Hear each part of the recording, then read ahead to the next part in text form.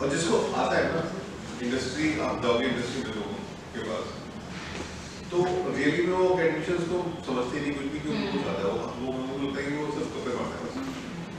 Because there says कि 300 data पे करके क्या इसका वैलिडिटी कर रहे हो, क्या इसकी एक्यूरेसी निकलेगा। इंडस्ट्री वाले से बात करोगे ना, वो कहता है 300 400 ये जॉब पढ़ाते हो फॉरेन की काम, इसीलिए स्टूडेंट का प्लेसमेंट होता है। लेकिन आप ये भी तो बताओ ना सर, इंडस्ट्री में जितने लोगों को एम्प्लॉय करते हैं हम ही तो जाते हैं, हाँ, और हम ही जाके सीख के थोड़े दिनों में कह लिए आपको जो हमने पढ़ा वो काम था। क्योंकि डिफरेंस है ना, जो आप पढ़ा रहे हो और जो इंडस्ट्री को चाहिए डिफरेंस है। लेकिन हम अगर ये इनिशियल नॉलेज नहीं गेन करेंगे थ्योरेटिकल वाली, तो हमें प्रैक्टिकल एप्लीकेशन कैसे?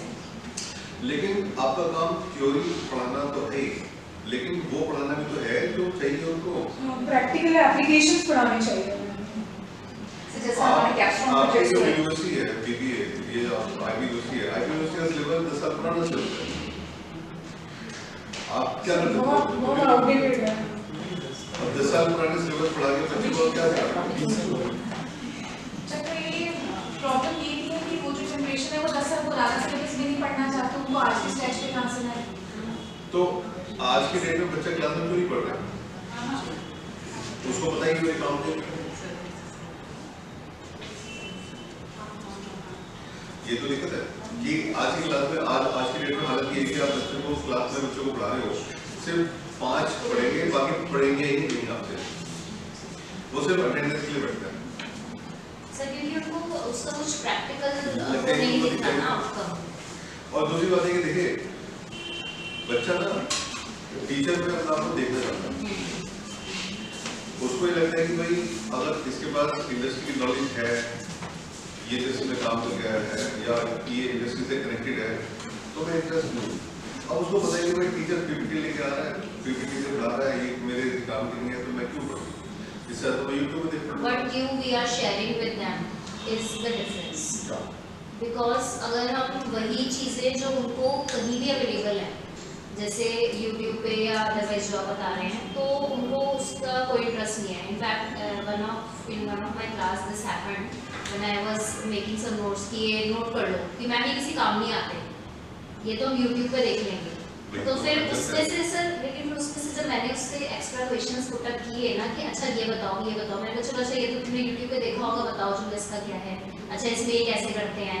अब आपने देखा हुआ है ना ये YouTube पे, तो ही वाज ब्लैंक, क्योंकि वो पढ़ना भी तो तभी है सुनना तो तब तो है भी नहीं ना। सीरियसली नहीं है सर। जो सीरियस है इनका पब्लिकेशन स्टेटस क्या रहता है सर? जैसे इंडस्ट्री प्रोजेक्ट्स आप घुमाते हुए आप अगर किसी के साथ सर क्या कर रहे हो, तो उनका पब्लिकेशन स्टेटस क्या रहता है? उनको पब्लिकेशन से कोई लेना देना है नहीं, उनको तो एक्चुअल काम से है।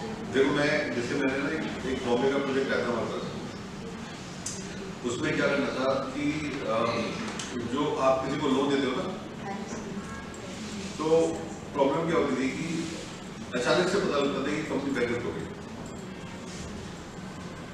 कोविड के बाद ना वो केस बहुत तेजी से बढ़े हैं कि कंपनियों ने रातों रात बोल दिया कि हमारे पास बैंकरप्ट है, उन्होंने बैंकरप्ट फाइल कर दिया।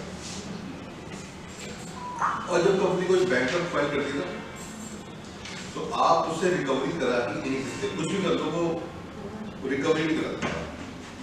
रिकवरी का रूल्स है, पहले आप कोर्ट केस करोगे, फिर वो आपको उनकी संपत्ति जब्त होगी, फिर वो बेचेगा, फिर वो आपके पास बचेगा। तो इस प्रॉब्लम से बचने के लिए उन्होंने कहा कि हमें कोई ऐसा मॉडल बताओ, हमें एक ऐसा मॉडल डेवलप करना है जिससे हमें पहले पता चल जाए कि हमें कैसे एक्शन लेना है, हमें पहले पता चल जाए कि हमें कुछ करना है, ये कंपनी बर्बाद होने वाली है। तो मैंने ठीक है भाई करते हैं इसको। तो हमने 25 CFO से इंटरव्यू ली। उसका रीजन क्या था कि जितने वैसे तो रिस्क मैनेजमेंट के हजारों मॉडल है मार्केट में, लेकिन कोई भी काम नहीं करता, एक्चुअली में कोई भी काम नहीं करता, क्योंकि वो सारे मॉडल जो है वो बैलेंस शीट बेस्ड है और बैलेंस शीट में फिगर आपकी सुपरफिशियल आती है। तो एक्चुअल मॉडल चाहिए था। तो हमने 25 लोगों से बात करी और उनसे पूछा, मान लीजिए आपकी कंपनी में कोई प्रॉब्लम आ रही है, कैश क्रैश हो गया, तो आप कौन कौन से स्टेप करोगे? तो अब सब लोगों ने बताना शुरू किया कि जैसे हम अब बड़े बड़े छोटे छोटे पॉइंट बताए, जैसे अगर हम एग्जीक्यूटिव को 5 स्टार होटल का एक्सपीरियंस देते हैं तो 4 स्टार कर देंगे। अगर हम बिजनेस क्लास में ट्रैवल कराते हैं तो हम उसको एग्जीक्यूटिव क्लास कर देंगे, ठीक है। अगर हमारे पास कोई फालतू प्रॉपर्टी है उसको बेच देंगे। ऐसे उन्होंने कम से कम 30-40 पॉइंट बताए, मतलब एक नहीं सबसे मिला के हमने इकट्ठे किए। फिर हमने उसको अरेंज किया कि सबसे पहले कौन सा स्टेप होता है, दूसरा कौन सा स्टेप होगा, उसके बाद क्योंकि सीक्वेंस होते हैं ना कि आप कुछ स्टेप आप इमीडिएटली ले लेते हो। जैसे मान लो आपको घर में कोई खर्चा हो गया तो कुछ स्टेप आप इमीडिएटली लोगे, एफडी तोड़ाओगे या कुछ भी करोगे। तो हमने उसको सीक्वेंस में किया और इस सीक्वेंस के हिसाब से हमने एक ट्रिगर पॉइंट बना दिया कि अगर कंपनी ने ये स्टेप लिया तो आपके काम ट्रिगर करते हैं, you should be very very careful. अगर वो तो first trigger point, second trigger point, third trigger point और हमने बता दिया कि अगर फर्स्ट ट्रिगर पॉइंट होता है तो आपको ये एक्शन लेना है, सेकंड ट्रिगर पॉइंट है तो आपको ये एक्शन लेना है, थर्ड ट्रिगर पॉइंट है तो ये एक्शन लेना है। तो एक हमने मॉडल बना के वो दे दिया, बाकी उन्होंने फिर उस मॉडल को मतलब प्रेजेंट किया आगे और अब वो उस मॉडल पे काम करना। अब उन्होंने उस मॉडल को मशीन लर्निंग में डेवलप कर दिया और जब भी वो नया लॉन्च देते हैं तो उनको साइन होता है कि आपको ये जितने भी एक्शंस हैं अगर आप कंपनी में ले लो तो हमें इन्फॉर्म करना है इमीडिएटली। तो अब उन्हें वो पहले पता लग जाता है कि कंपनी में प्रॉब्लम आने वाली है, हाँ, तो इमीडिएटली वो अपना करेक्टिव एक्शन ले लेते हैं, हो जाता है। तो क्या ये प्रॉब्लम सॉल्विंग अप्रोच है, तो सर ये जो आप प्रोजेक्ट्स लेते हो इन प्रोजेक्ट्स के बेसिस पे भी आप रिसर्च पेपर पब्लिश कर सकते हो, जो नहीं करते क्यों कर सकते हम कर नहीं सकते ना, हमारा तो role That's why conservation has no weightage than it, but because we are in academic so जब तक वो ये तो नॉन डिस्क्लोजर एग्रीमेंट में आता है ना सारा। तो बल्कि कुछ जगह ऐसी होती है जैसे एक बार हमारे पास एक आर्मी का प्रोजेक्ट था तो उनको तो ये था कि आप आओ और जब आप एंटर करोगे तो आपके पास कोई भी सामान नहीं होगा, ना फोन ना चिप कुछ भी नहीं, आपको लैपटॉप पे बैठना है, काम करना है, मोबाइल पे सबमिट करना है और आ जाओ। तो आप उसको कैरी नहीं कर सकते क्योंकि वो तो बहुत स्ट्रिक्ट है ना, आप इसको कैरी भी नहीं कर सकते, आप उनको ही लैपटॉप पे काम करना पड़ेगा क्योंकि कुछ इंफॉर्मेशन बहुत सीक्रेट होती है। तो पब्लिकेशन अलग है, कंसल्टिंग अलग है। सर चेंजेस क्या बताओगे, सजेस्ट क्या करोगे आप एकेडमिक्स में क्या करना चाहिए, मतलब इस पे Sir, we should call managers to design our syllabus. Like we used to call them, industry people used to come, and we used to sit together and we used to design the syllabus along with them. नहीं आप syllabus बना नहीं सकते ना क्योंकि university यहाँ पर ऐसा नहीं है। आप बाउंड हो जो भी कॉलेजेस यूनिवर्सिटी से एफिलिएटेड है वैसे कुछ सजेशंस हो सर आपके कि ये अगर इनकॉर्पोरेट हो जाएगा तो एम्प्लॉयबिलिटी बढ़ जाएगी। देखो हम लोगों ने जो आपको सेशन हम दे सकते हैं, हालांकि कितना इम्प्लीमेंट करोगे वाली बात है। पहली बात तो ये कि इंडस्ट्री के साथ ना आपका कनेक्ट मैक्सिमाइज करो। हर बच्चे के पास कम से कम 2 इंटर्नशिप प्रोजेक्ट होने चाहिए। अगर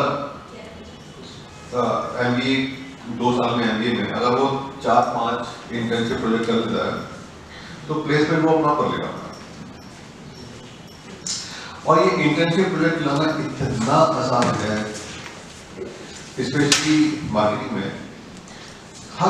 हर कंपनी चाहती है कि हमारा प्रोडक्ट बिके, हमारा प्रोडक्ट ज्यादा बिके। और स्पेशली जो स्मॉल एंड मीडियम एंटरप्राइजेस है उनकी तो मार्केटिंग की बेसिक प्रॉब्लम है ही। तो कोई भी स्टूडेंट जाके अगर उनसे बोलेगा कि भाई हम आपको मार्केटिंग में हेल्प कर रहे हैं तो वो क्यों मना करेंगे। तो इंटर्नशिप प्रोजेक्ट्स नंबर 1, स्टूडेंट और फैकल्टी दोनों बुलाएं तो ज्यादा अच्छा है। फैकल्टी गाइड करे, स्टूडेंट काम करे। इंटर्नशिप प्रोजेक्ट है, दोनों को फायदा है उसमें। एक और कंपनी पैसे भी देने को तैयार है आपको कि भाई हम एक इंटर्नशिप नॉमिनल अमाउंट भी दे देंगे, कोई दिक्कत नहीं। बट मैंने देखा स्टूडेंट इंटर्नशिप करना नहीं चाहते, but they don't want to but जिनको प्लेसमेंट चाहिए, फाइन प्लेसमेंट जिनको प्लेसमेंट चाहिए वो तो करेंगे। जिनको नहीं चाहिए, जिनको पता है कि भाई मुझे अपने बात की दुकान पे बैठा है तो वो उससे तो आप कुछ भी करा दो तो करेंगे ही। दूसरा फॉरेन में एक प्रैक्टिस है, इंडस्ट्री में ना प्रेशर बहुत ज़्यादा होता है। आपके पास अगर कोई प्रोजेक्ट आया तो आपको एक हफ्ते के अंदर पूरा करके सबमिट करना है। हर चीज का डेडलाइन होती है। एक्चुअली अभी जिस चीज में अर्जेंसी होती है ना उसमें पैसा ज़्यादा बनता है कि मैं आपको फैक्ट कर रहा हूँ। तो इंडस्ट्री में क्या होता है कि जो अर्जेंट प्रोजेक्ट होते हैं ना उसमें क्लाइंट आपको मुंह मांगा पैसा देने को तैयार है, उससे भी अपनी। और हमारे पास क्या है कि हमारे पास मैक्सिमम प्रोजेक्ट वो जाते हैं ललित वाले कि परसों सबमिट करना है, क्या करें, और हमारा वो मतलब फोन कर करके जवाब करना पड़ता है। हमारे पास जो प्रोजेक्ट आते हैं वो डेटा एनालिस्ट जाते हैं, फॉरेन से जाते हैं, बाहर से जाते हैं। तो उसमें क्या है कि आपको रात दिन बैठ के 3 दिन के अंदर काम पूरा करना है, लेकिन आप उसे जो मांगोगे वो दे देंगे, पैसे जो मांगोगे वो दे देंगे, वो कोई दिक्कत नहीं। तो इंडस्ट्री में प्रेशर में काम होता है। अब MBA का जो बच्चा आ रहा है स्टूडेंट वो प्रेशर लेते हैं, उसके सबसे बड़ी प्रॉब्लम ये है कि उसको बैठो उसको बोलोगे फोन 10 घंटे नहीं चलेगा तेरा, वो पागल हो जाएगा। तो फॉरेन में प्रैक्टिस है, फॉरेन यूनिवर्सिटीज में सभी में ये प्रैक्टिस है कि वो महीने में 3 दिन या 2 दिन वो क्या करता है कि भाई 9 बजे से अगले 24-48 घंटे में आपको ये प्रोजेक्ट पूरा करके देना है। आप रात को जागो, यहीं सो जाओ, कुछ भी करो, साथ में बैठो, कुछ भी करो, आपको ये 2 दिन के अंदर प्रोजेक्ट पूरा करके देना है। अगर दे दिया 1 क्रेडिट आपको मिल जाएगा। तो वेट बदल चुके होंगे। अब कल हमने एक डेटा यूज किया था BI करके, है ना?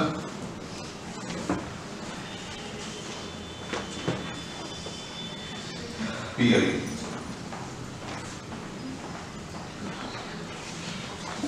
अब इस डेटा में एक डिपेंडेंट वेरिएबल है और एक इंडिपेंडेंट वेरिएबल है। अच्छा मुझे लेकिन मैंने तो एस्केप करना था ना इसलिए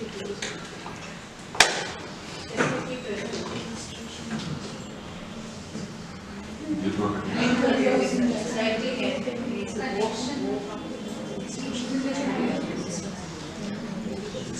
नहीं सर आ रहा है आपकी स्क्रीन शेयर है बट इससे हमारा बात नहीं होती। तो मैंने ChatGPT पे BI कल हमने डेटा किया था जिसमें एक डिपेंडेंट वेरिएबल है BI, इसमें हमारा एक डिपेंडेंट वेरिएबल है BI और बाकी डिपेंडेंट वेरिएबल है, ठीक है? तो इसमें प्रॉम्प्ट देते हैं show the name of the variables. तो इसमें हमारा BI is a dependent variable and FC HM POU are the dependent variables, ठीक है? तो ये हमारे वेरिएबल्स हो गए। अब हम अप्लाई करेंगे यहाँ पे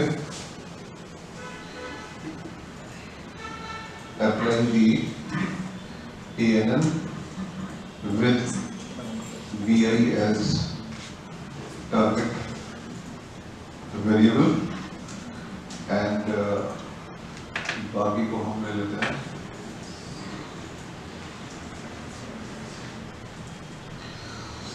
FC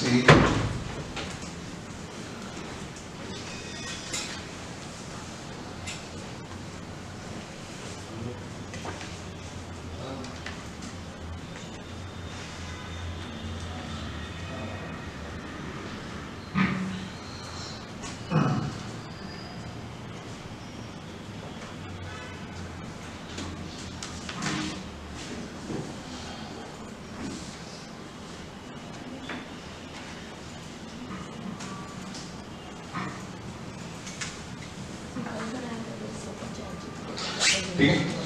अब ये तो सिर्फ ANN लगा देगा इसमें।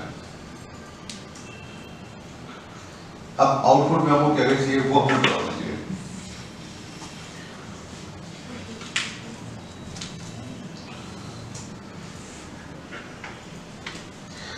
तो इसने multi layer perceptron model apply किया है जिसमें इनपुट लेयर आपके पास 5 न्यूरॉन्स और एक हिडन लेयर है 8 न्यूरॉन्स, 2 आउटपुट लेयर। अच्छा, इनपुट लेयर 5 क्यों क्योंकि हमारे पास 5 इंडिपेंडेंट और आउटपुट लेयर 1 क्यों क्योंकि हमारे पास 1 इंडिपेंडेंट है। ठीक है, डेटा स्क्रीन से अपना क्या है 70% ट्रेनिंग 30% टेस्टिंग, राइट। ओके, अब इसमें मॉडल में आर स्क्वायर और आरएमएस भी दे दिया आपको, लेकिन आपको रिपोर्ट क्या करना है वो मैं आपको बता रहा हूँ। हाँ, वैसे इसमें तो दे भी दिया है कि if you want I can तो compare an versus pairs result, ये सब कुछ कर सकता है। एक्चुअल एंड प्रेडिक्टेड बीआई, ठीक है, तो एक एक करके करते हैं।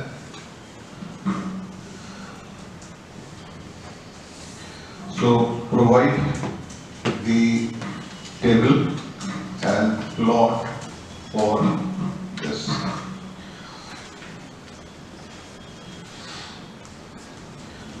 अब यहाँ पे ये बताएगा कि कौन सा वेरिएबल कितना इंपॉर्टेंट है।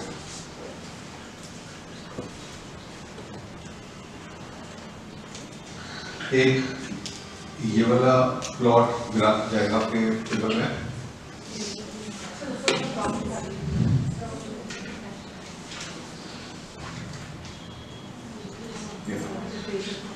तो मुझे ना दोनों चीज चाहिए, टेबल भी चाहिए, प्लॉट भी चाहिए। तो इसमें आपको बता दें कि SE is the most important variable, HM is the second most, PEOU is the last according to the ANN, right. और ये आपकी टेबल आ गई। ये आपका पहला आउटपुट है जो जाएगा, ठीक है। उसके बाद शो दी नेटवर्क डायग्राम, इसमें आपका इनपुट लेयर, आउटपुट लेयर और वो रिपोर्ट होता है हिडन लेयर। तो ये आपका डायग्राम हो गया। सर इसमें कंफ्यूजन मैट्रिक्स नहीं दिया है। कौन सी कंफ्यूजन मैट्रिक्स? कंफ्यूजन मैट्रिक्स वहां पे आएगी जहाँ पे डिफरेंट वेरिएबल कैटेगरी, यहाँ पे आपको मिलेगा आरएमएस तो ऊपर ही दे देता है, ठीक है। तो इसमें आपको sir this version of yours is paid क्योंकि फ्री वाले में तो ये नहीं आ जाता है, लेकिन उसमें लिमिट है कि आप कमांड नंबर ऑफ कमांड पे लिमिट है। आज चल जाएगा। आपका प्रो है मेरा सर वो 400 रुपये महीने वाला है, सस्ता ही होता है, मुझे बोलना है, लेकिन 400 पर मंथ है, ठीक है। तो इसके आपके जितने भी आउटपुट आपको चाहिए थे, ये 3 आउटपुट आते हैं। एक आरएमएससी आता है, आर स्क्वायर आरएमएससी, एक आपका ये प्लॉट आता है और एक हिडन लेयर आती है। बस ये 3 चीज आपको रिपोर्ट करनी है। इनमें से कौन सा डायग्राम जाएगा? तीनों।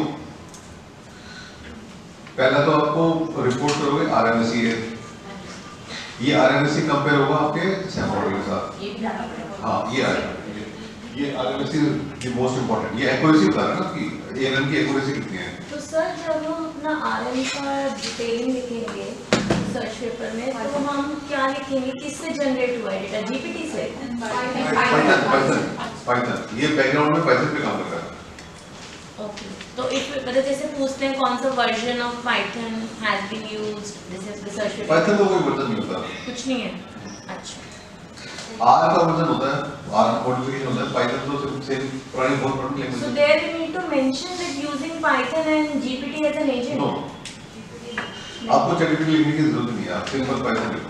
Sir, even we don't mention about Python also. We don't mention Python. और नॉर्मली तो आजकल क्या होने की, आजकल तो जितने भी पब्लिशर्स हैं ना, वो सॉफ्टवेयर का नाम कटवा देते हैं, अच्छा, क्योंकि वो कहते हैं कि भाई आप सॉफ्टवेयर की कमर्शियल मतलब एडवर्टाइजमेंट में हो रही है, तो वो सॉफ्टवेयर का नाम हटाई देते हैं, जो आपको लिखने की जरूरत नहीं है। सर इसका इंटरप्रिटेशन में जैसे ट्रेनिंग पे कम इफेक्टिव है, टेस्टिंग में उसका रिजल्ट बेटर आया है through the value of RMS. हाँ, तो नहीं, ये आपको ना रिपोर्ट, ये जैसे आरएमएस आपका ट्रेनिंग डेटा पे 0.762 है और टेस्टिंग डेटा पे 0.83 है। इसको आपने कंपेयर करना है, किसके साथ, जो आरएमएस स्मार्ट के लिस्ट में है। तो आपको ये बता दें कि आरएमएस किसका कम है, आरएमएस पीएलएस का कम है या एएनएन का कम है। अगर आपका PLS का काम आता है तो उसका मतलब PLS is better model as compare to ANN, ये इसके लिए रिपोर्ट होता है। तो बाकी तो आपने ये इम्पोर्टेंस वाली टेबल आपकी according to the ANN this is the importance और this is the neural network. ये अकेला नहीं बनेगा, it is along with smart PLS। Sir एक जो इसमें आ रहा था ANN 16% ऊपर हाँ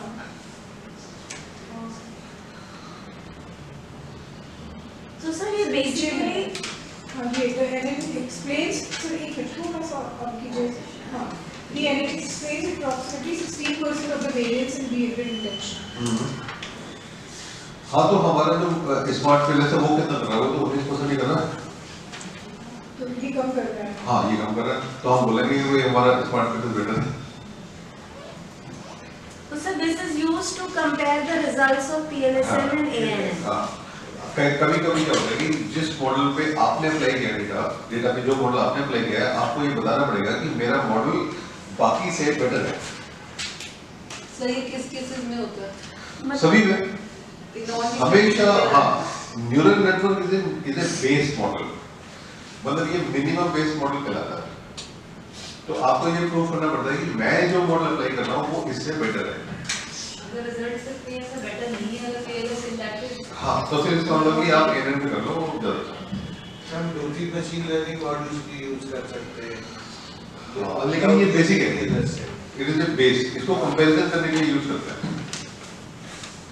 तो मतलब it's not mandatory to use, नहीं मैंडेटरी नहीं है, ये तो आपने वैल्यू एडिशन के लिए यूज करना है। आप अगर थीसिस कर रहे हैं या PhD कर रहे हैं या पेपर लिख रहे हैं तो आपको एज ए अपने मॉडल को सपोर्ट करने के लिए आप इसको यूज कर सकते हैं। बहुत सारे पेपर में करते हैं, कॉमन है काफी। So can you please share some reference paper which have applied this comparison? हाँ मेरे पास हो गए पेपर्स का, ये तो काफी कॉमन है ना सर में।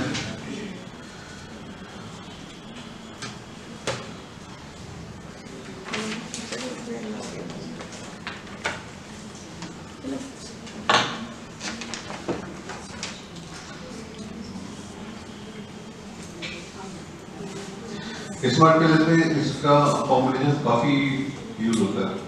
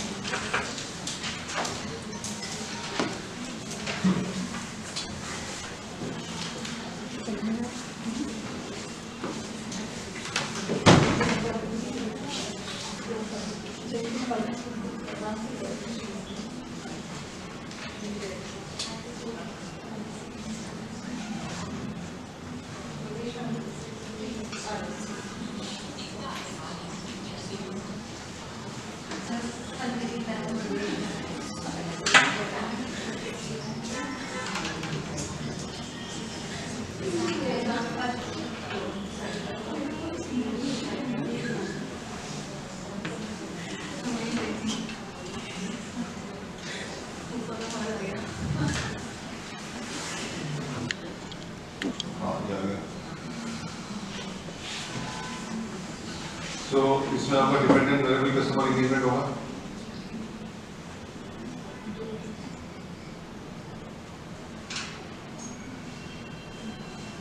ये न्यूरल नेटवर्क हो गया और ये आपका ट्रेनिंग एंड टेस्टिंग का ये RMSE वैल्यू दी है RMSE वैल्यू। एक्चुअली तुमने इसमें क्या करा हुआ है कि तुमने ना ये मॉडल को 10 बार reply between observed variables and components. तो वो क्या कर रहा है कि जितने पांच क्वेश्चन मिला है ना उन सबका वेटेड एवरेज मिला दिया। हम सैम क्या करते हैं, सैम में हम पहले कंस्ट्रक्ट की वैल्यू निकालते हैं, कंस्ट्रक्ट की वैल्यू पर दूसरे कंस्ट्रक्ट की वैल्यू पर पास में निकालते हैं। बेसिक ये होता है। वो ये कह रहे हैं कि हम कंस्ट्रक्ट की वैल्यू ना निकाल के सीधा आइटम पे का पाथ फंक्शन निकालना है। 5 आइटम है तो 5 निकले, उसको फिर वेटेड एवरेज करके जो कंबाइंड कंपोनेंट निकला वो GS है। The observed variables that form component are referred as composite indicators. So GC ऐसे construct component from composite indicator such as the component can explain the total variance of all independent variables as much as possible.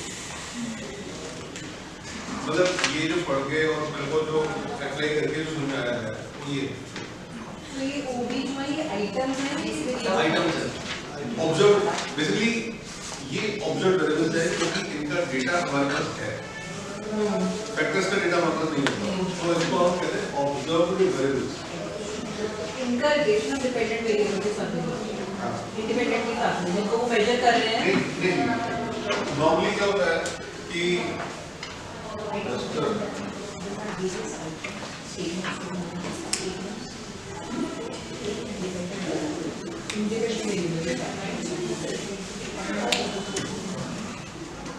Sir एक बार initial से बता दीजिए।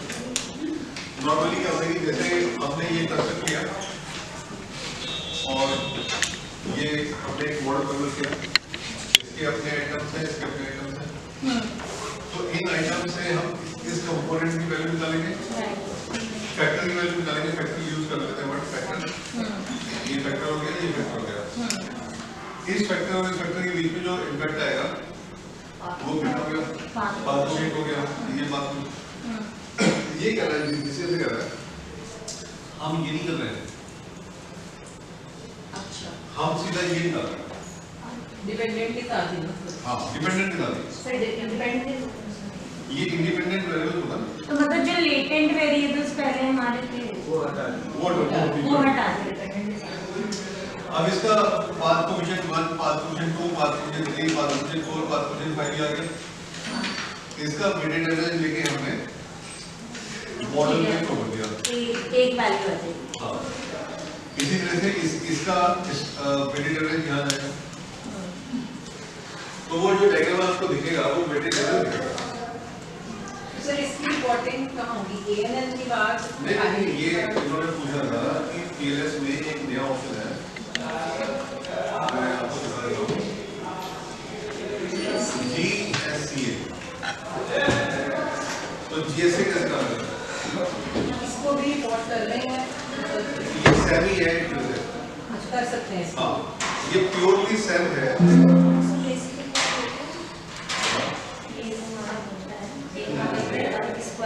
हाँ लेकिन वो software background में होता है, अच्छा ये शो नहीं करेगा। शो करेगा। देखो मॉडल मैंने ये बनाया, मॉडल मैंने ये बना दिया, ठीक है, ये मॉडल तो सेम जैसे दिखेगा, आप इसको रन करोगे तो भी ये बिल्कुल सेम ही दिखाएगा आपको से कुछ। अब ये पाथ फंक्शन आ गया 142, लेकिन ये जो पाथ फंक्शन आया है उसकी मेथोडोलॉजी अलग है। इसने क्या करा, इस सबके स्टेटमेंट का इम्पैक्ट इस पे से किया, डिपेंडेंट सारे बीटा का कंपोजिशन को निकाला और कंपोजिशन को यहाँ लगा दिया। तो मेथोडोलॉजी डिफरेंट है, बाकी आपको देखने में कोई डिफरेंस नहीं है। बीटा वैल्यूज अलग आएंगी सर हो सकता है कि माइनर सा डिफरेंस हो, सेम मॉडल को अगर आप सेम से करोगे या जीसी से करोगे तो हो सकता है कि माइनर डिफरेंस आपको दिखे, ठीक है। ओके अब हम चलते हैं मीडिएशन पे।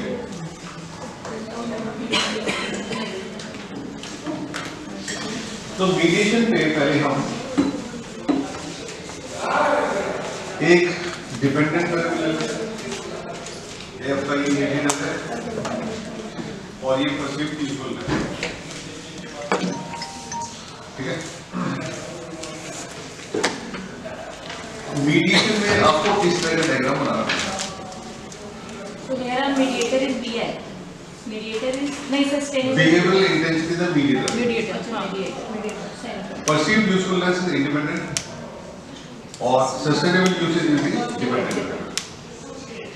अब हम चाहते हैं कि इसका मीडिएशन निकालें, तो आपने इसको करना बुद्धिस्ट का simple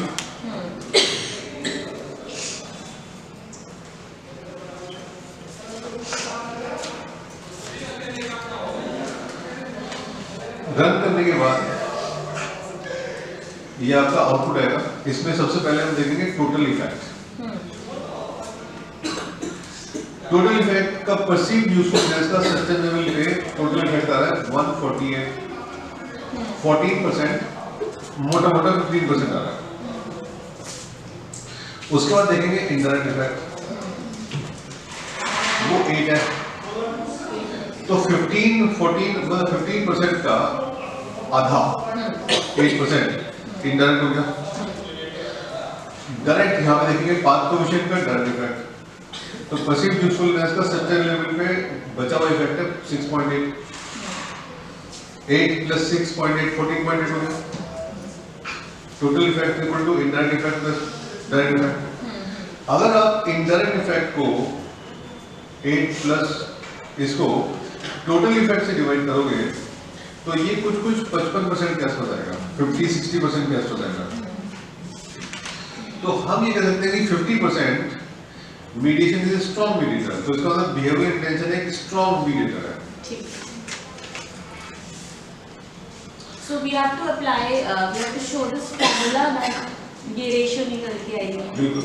Direct, indirect effect divided by total effect। हाँ, मैंने आपको जो पीपीटी दिखाई दी ना, तो हम इस तरह से दिखाते हैं कि हम दिखाते हैं कि टोटल इफेक्ट x और y का कितना है, पाथ कोएफिशिएंट की वैल्यू एंड डिमांड। उसके बाद इनडायरेक्ट इफेक्ट कितना है, x का m पे, m का y पे इनडायरेक्ट इफेक्ट कर देते हैं। उसके बाद डायरेक्ट इफेक्ट, बचा हुआ इफेक्ट क्या है, डायरेक्ट इफेक्ट है। उसके बाद हमने स्ट्रेंथ दी, भाई स्ट्रेंथ के लिए हम इनडायरेक्ट को टोटल से डिवाइड करेंगे, 45 आ गया। फिर हम रिपोर्ट करेंगे कि मॉडरेटली स्ट्रॉन्ग, 50 से कम है तो मॉडरेटली स्ट्रॉन्ग। और इसमें पार्शियल मीडिएशन क्यों है, क्योंकि डायरेक्ट सिग्निफिकेंट है। तो ये हो जाएगा moderately strong partial mediation effect of mediating between X and Y. तो ये एक रिपोर्टिंग है। What is the difference between total effect and direct effect? Total effect है वो विदाउट मीडिएटर, Okay. डायरेक्ट है इन the presence of mediator, In the presence. In the presence of mediator. Then how indirect is different? Because as per indirect का मतलब है कि x पहले mediator को effect करेगा, मीडिएशन फिर वाई को इफेक्ट करेगा। Okay. तो इसमें दो बीटा आते हैं, एक होता है x2m 1 बीटा, एक आता है मीडिएशन टू y दूसरा बीटा। दोनों को मल्टीप्लाई कर दोगे तो वो इनडायरेक्ट इफेक्ट है। और इन द डायरेक्ट केस वो डायरेक्टली ही आएगा x to y effect। हाँ, ये है in the But presence in the of presence of mediator. In the presence of mediator. So there will be no value for mediator in that case। नहीं, वो तो mediation तो है ही ना अपने आप में। जब आप इसको रन करोगे ना, देखिए जब आपने रन किया तो यहाँ पे 0.68 आपको दिख है। हाँ जी। तो ये जो 0.068 है ये आपका डायरेक्ट है, और इसको इससे मल्टीप्लाई कर दोगे तो वो मीडिएशन इफेक्ट है, इनडायरेक्ट इफेक्ट है। Indirect।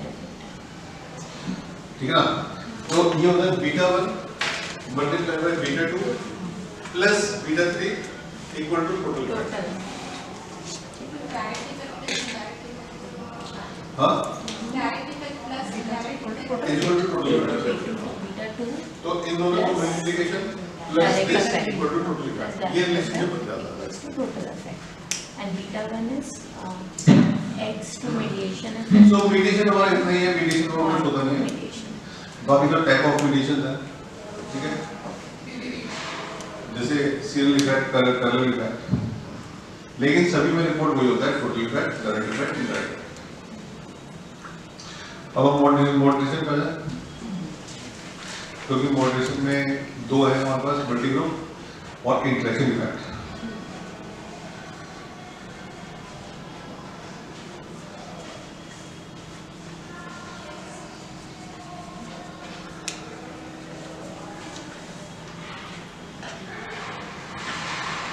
लो मीडिएशन तक कब बोलते हैं, जब बिल्कुल ही इनडायरेक्ट इफेक्ट कोई। हाँ, अगर इनडायरेक्ट इफेक्ट काम नहीं हो रहा है तो वो मीडिएशन नहीं है।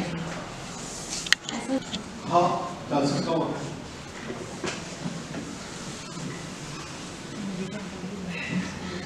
मोटिवेशन इफेक्ट आपको पता ही क्या होता है? Yes. Strength of relationship between dependent and independent. It works as a catalyst. Catalyst. Yeah. Okay.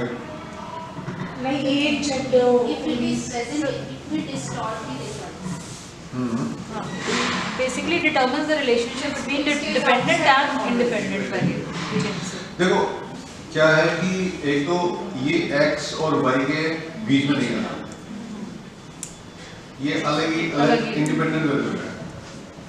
So like age, gender, basics. हाँ, बेसिकली हम ये कहते हैं कि x का जो y पे इफेक्ट है वो हर किसी पे सेम नहीं होता, ठीक है, वो डिपेंड करता है कि किसी तीसरे वेरिएबल पे। मैं आपको पढ़ा रहा हूँ, आप उनके बच्चों को क्लास में पढ़ाते हो, टीचर सेम है, पीपीटी सेम है, सब कुछ सेम है, नोट सेम है, लेकिन हर बच्चा सेम मार्क्स नहीं लाएगा।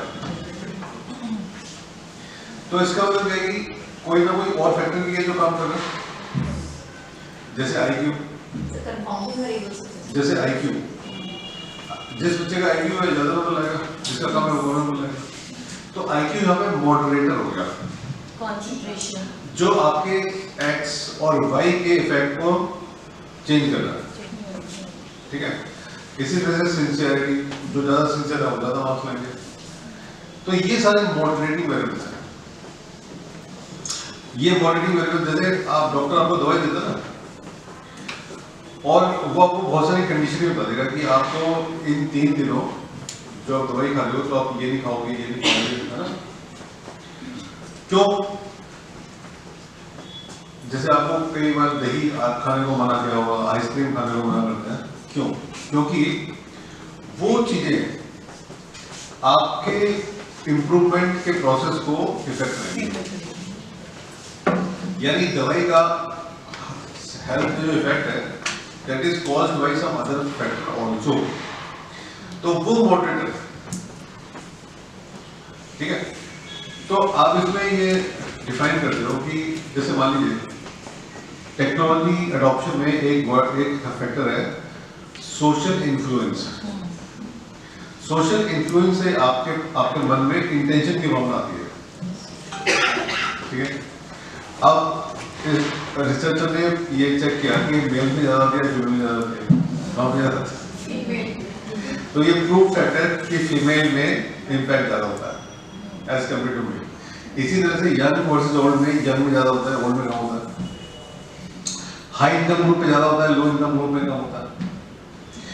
तो ये मॉडरेटर्स है, these are the moderators, ठीक है।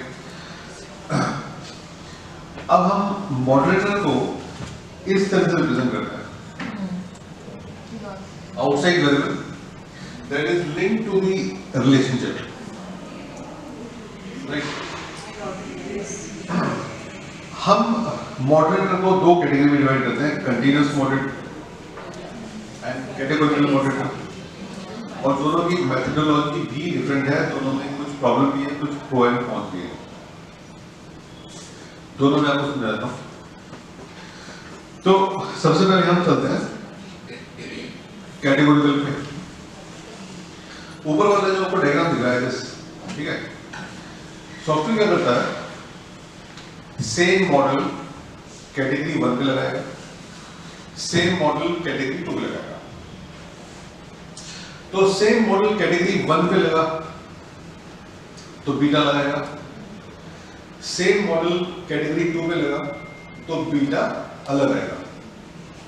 तो ये पक्की बात है कि दोनों का बीटा एक जैसा नहीं हो सकता। तो फिर वो देखते हैं कि इनके बीटा में डिफरेंस कितना है, और अगर वो डिफरेंस सिग्निफिकेंट है तो मॉडरेशन है, अगर वो डिफरेंस सिग्निफिकेंट नहीं है तो मॉडरेशन नहीं है। लेकिन इस प्रोसेस में दिक्कत क्या है, इस प्रोसेस में सबसे बड़ी दिक्कत क्या होती है, आपका सैंपल साइज कम हो जाता है। मान लीजिए आपके सैंपल साइज 400 का है, मेल आपके 100 है, फीमेल 300 है मान लो, तो एक मॉडल जब 100 लोगों में लगेगा तो उसकी पावर ऑफ द टेस्ट बहुत कम हो जाती है। पावर ऑफ द टेस्ट का मतलब कि बीटा में ज्यादा भी ज्यादा होगा ना तो वो इनसिग्निफिकेंट दिखाएगा। स्टैंडर्ड एरर बढ़ जाता है। हमेशा छोटे सैंपल साइज में स्टैंडर्ड एरर बढ़ेगा, एरर की गुंजाइश ज्यादा होती है, तो एरर की गुंजाइश ज्यादा होने से आपका बीटा सिग्निफिकेंट नहीं आता। ये सबसे बड़ी प्रॉब्लम है कैटेगोरिकल मॉडलिंग में। तो सर हमें दोनों कैटेगरीज में इक्वल सैंपल साइज रखना चाहिए। अगर आप इक्वल भी रखोगे तो भी तो सैंपल आपका आधा आधा तो हो जाएगा ना। आपका पूरा मॉडल 400 पे लग रहा है, अब यहाँ पे 200 पे अलग लगेगा, 200 पे अलग लगेगा, तो स्टैटिस्टिकली हमें लॉस हो जाता है। ये कैटेगोरिकल का प्रॉब्लम है। इसमें हम अलग अलग बीटा निकालते हैं, जैसे वो एक रेड लाइन है, ब्लू लाइन है ना, तो दोनों लाइन क्या बता रही है? स्लोप। दो कैटेगरी का स्लोप अलग अलग है, तो मॉडरेशन है, लेकिन प्रॉब्लम सैंपल साइज की यहाँ पे आती है। तो कैटेगोरिकल मॉडरेशन तब लगाना चाहिए जब आपका डेटा बड़ा हो। दूसरा है इंटरेक्शन मॉडरेशन। इंटरेक्शन मॉडरेशन का पॉजिटिव क्या है? हमारा सैंपल साइज डाइल्यूट नहीं होता। तो इसमें हम क्या करते हैं,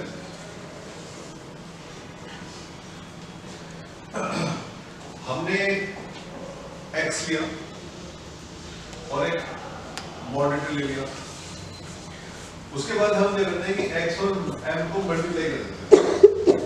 ये सॉफ्टवेयर करेगा, आप कुछ नहीं करोगे, आप सिर्फ ये बता दोगे कि ये मेरा मॉडरेटर है। तो सॉफ्टवेयर क्या करेगा? x को मल्टीप्लाई कर देगा m से, तो आपका जो सैंपल साइज है वो 400 का, तो वो तो डाइल्यूट क्यों ना, क्योंकि 400 में आपकी x की वैल्यू है, 400 में आपकी m की वैल्यू है, x को मल्टीप्लाई m से कर दोगे तो भी आपका ऑब्जर्वेशन कितनी रहेगी? 400 रहेगी। तो ये जो मॉडल सही होगा वो 400 होगा। और ये जो बीटा है that is slope coefficient of path coefficient of interaction variable, multiply करने के बाद जो वेरिएबल है वो आपको क्या वेरिएबल है? Interaction variable. तो हम ये देखते हैं कि ये इंटरेक्शन वेरिएबल x और m की प्रेजेंस में सिग्निफिकेंट है या नहीं। अगर मैं दोनों को कंपेयर करूं, यहां पे मेरा सैंपल साइज डाइल्यूट नहीं हो रहा है, ठीक है, तो अगर यहां पे ये बीटा 0.109 भी हुआ ना तो भी सिग्निफिकेंट आएगा। वहां पर क्या होता है कि अगर ये एक बीटा 0.2 भी है तो भी सिग्निफिकेंट आएगा। तो स्टैटिस्टिकली ये मेथड इससे ज्यादा बेटर है। तो इसीलिए जैसे मान लीजिए आपके पास इनकम ग्रुप है तो वो कैटेगरी, लेकिन 400 के डेटा में वो डेटा जो है वो 150, 100 ऐसा कुछ बनेगा। तो अगर आप मल्टी ग्रुप लगाओगे तो आपका जो टेस्ट है वो वीक टेस्ट हो जाएगा, क्योंकि एक 100 पे लग रहा है, 150 पे लग रहा है, 150 पे लग रहा है। ये जो टेस्ट लगेगा ये लगेगा 450 पे, तो यहाँ पे छोटा सा बीटा भी सिग्निफिकेंट होगा। इसीलिए स्टैटिस्टिकल जो रिसर्चर है वो इस वाले मेथड को प्रेफर करते हैं। एज में ये सेकंड वाला मेथड डिफरेंशिएट कैसे करेगा? मतलब अगर इनकम ग्रुप्स हैं उसमें इसमें तो वो जैसे मान लो ये बीटा पॉजिटिव आ गया, मान लीजिए ये बीटा आपका पॉजिटिव आ गया, तो आप इंटरप्रिटेशन ये लोगे कि इनकम के बढ़ने के साथ साथ x का y पे इम्पैक्ट बढ़ जाता है। So, but we have to see the difference between 4 levels, no? Not only one level. Like if I talk about emotional intelligence, so there are 3 levels: low emotional intelligence, high, and medium. So I have to test on all the 3. देखो अगर आपको जैसे occupation, मैं आपको example देता हूँ, occupation में ordinal नहीं है, एक बिजनेसमैन है, एक एम्प्लॉय है और एक हाउसवाइफ है। So these are the categories. Categories है। अब इन कैटेगरीज में कोई सीक्वेंस नहीं बन रही है। एज ग्रुप में तो बनती है कि low age, middle age, upper age, lower income, middle income, upper income, तो वहां तो आप ये लगा सकते हो, इंटरेक्शन भी लगा सकते हो, क्योंकि जनरलाइज रिजल्ट आता है कि ऑन एन एवरेज इनकम बढ़ने के साथ साथ इनकम बढ़ रहा है, कम हो रहा है, ठीक है। लेकिन इस केस में कोई रिलेशनशिप नहीं है, कोई डायरेक्शन नहीं है। आप ये नहीं कह सकते कि प्राइवेट एम्प्लॉय गवर्नमेंट एम्प्लॉय से छोटा है, नहीं कह सकते, है ना। तो वहां पे हमारी मजबूरी है ये लगाना। लेकिन अगर आपके पास 2 ग्रुप है, मेल एंड फीमेल, तो ये आप अप्लाई कर सकते हो। आप बोलोगे कि मान लो मेल को हमने 1 दिया, फीमेल को 2 दिया, ये पॉजिटिव आ गया, इसका मतलब है कि as you move from male to female, the impact increases। मान लो ये नेगेटिव आता है, so your conclusion is that as you move from male to female, impact decreases। तो 90% केसेस में इंटरेक्शन मॉडरेशन इज आप अप्लाई कर सकते हो। तो ये आउटपुट तो हम कैटेगोरिकल से भी पता लगा सकते हैं। वहां पे आपका सिग्निफिकेंट नहीं आएगा। अच्छा, मंडी ग्रुप में सैंपल साइज अलग होता है ना, तो सर हम सैंपल साइज बढ़ा भी तो सकते हैं, वो है ओवरऑल बढ़ा दें। अगर आपके पास वो फैसिलिटी है कि आपके पास 900,000 का सैंपल साइज है, ठीक है, तब लॉजिक समझ आता है। लेकिन नॉर्मली 300 के सैंपल साइज का आप लगा रहे हो, उसमें भी आपके 3 ग्रुप हैं, तो 100 में आपका स्टैटिस्टिक खत्म हो जाएगी। ये प्रॉब्लम है एक्चुअली कि हम कैटेगोरिकल लगाएं या ये लगाएं।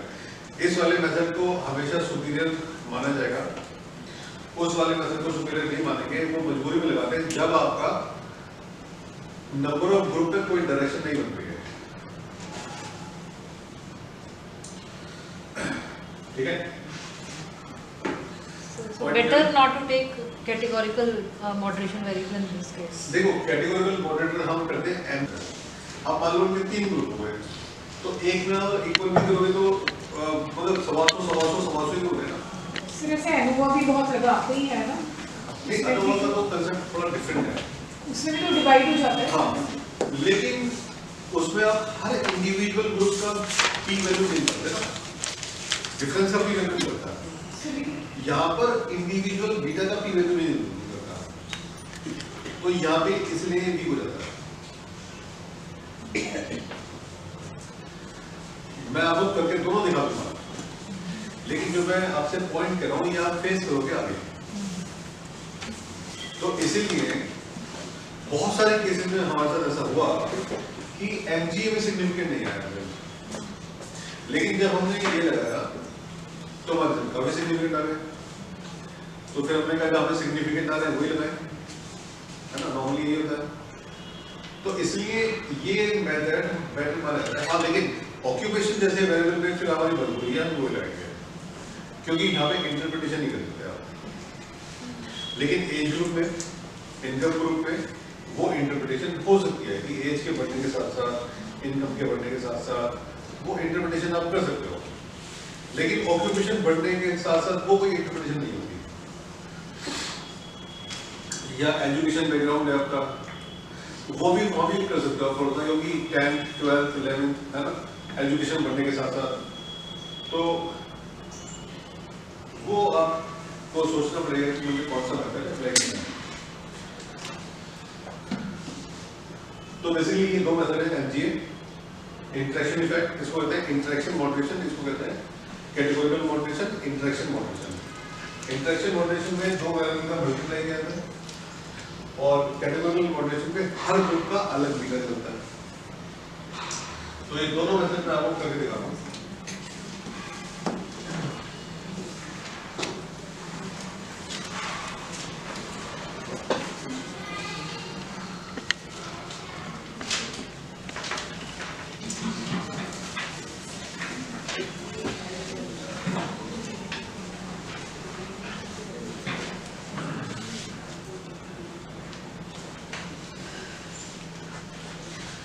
फॉर एग्जाम्पल पहले मैं आपको इंटरेक्शन कर, ठीक है, इंटरेक्शन मॉडरेशन थोड़ा था।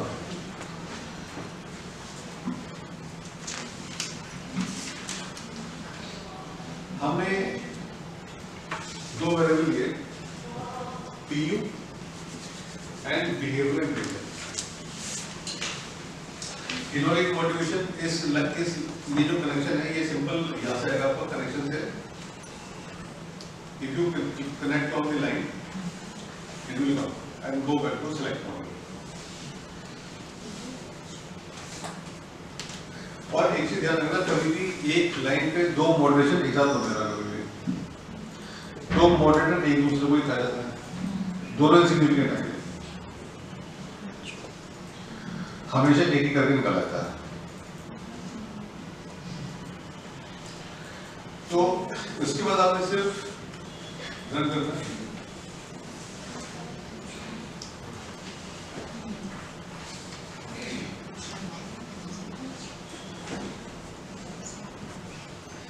तो आपका ये यहां पर ये इनसिग्निफिकेंट आ रहा है,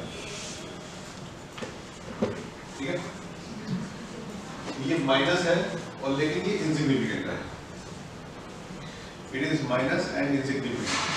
इसी तरह से अगर मैं इसकी जगह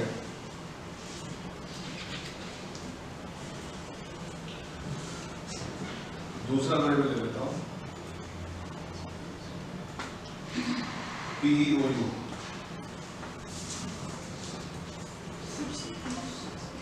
और इसको रख दिया।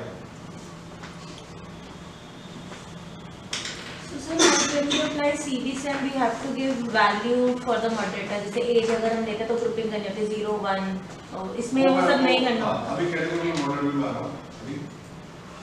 पहले अब ये देखो आपका ये जो मॉडरेटर है दिख रहा है,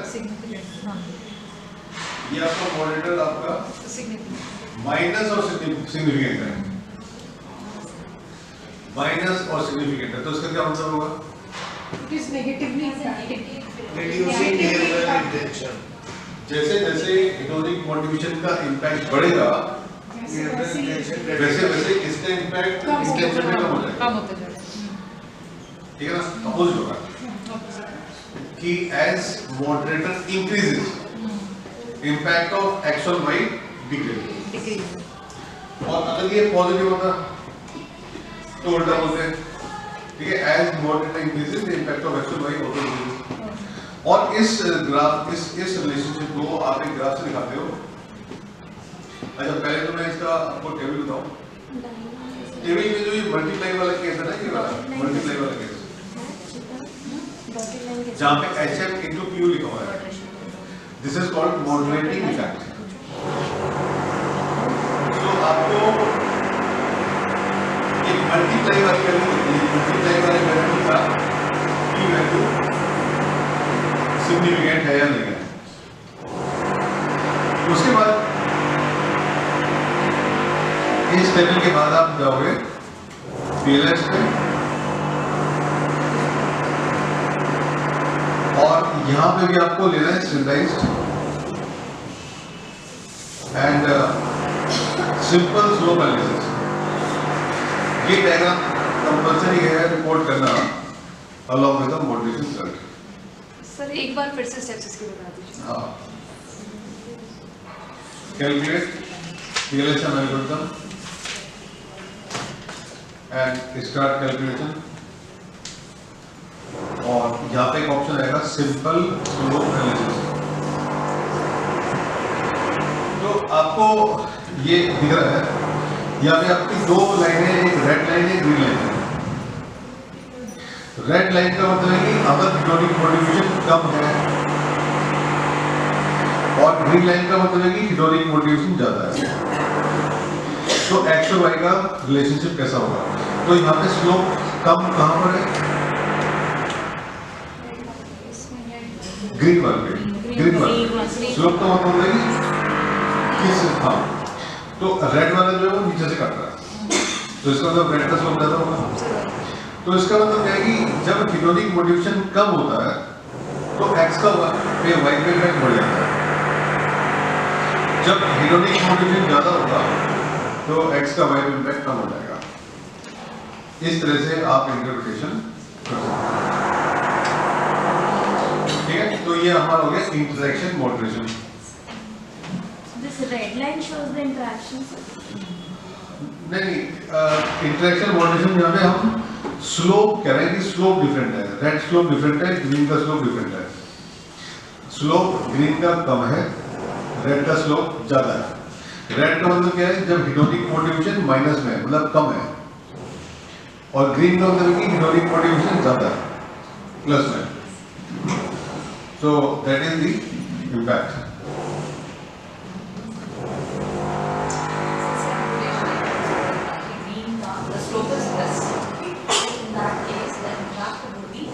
Low beta means low impact.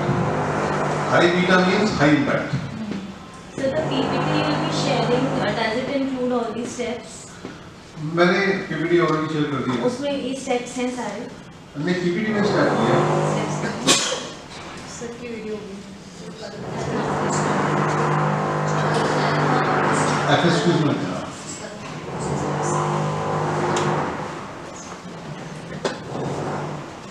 ठीक है? The modulation effect। अब मैं आपको बता रहा हूँ, इसको हम डुप्लीकेट करके कैटेगरी मॉडरेशन कर सकते हैं। ठीक है?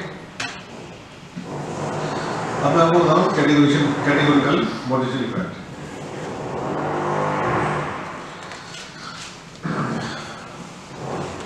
पहले आप डेटा पे जाते हो और यहां से ग्रुप डिफाइन करोगे, जनरेट ग्रुप। आपने जेंडर ले लिया, एज ले लिया, अपनी मर्जी। पहले मैं जेंडर ले रहा हूं। ठीक है? पहले 2 ग्रुप वाला, तो हमने जेंडर लिया, अप्लाई। तो मेल हमारे पास है 201 और फीमेल 207। ठीक है? और इसको करते हैं back. Now we are going to the diagram. ये हमने हटा दिया। अभी मैं सिर्फ 2 के बीच में बता रहा हूँ। ठीक है? 2 बीच आप मल्टीपल में कर सकते हो एक साथ, लेकिन पहले समझ लेते हैं। Now we go to the calculate and we are going to bootstrap multi-group analysis. Bootstrap multi-group analysis. हम ग्रुप 1 को ग्रुप 2 से कंपेयर करेंगे and start calculation.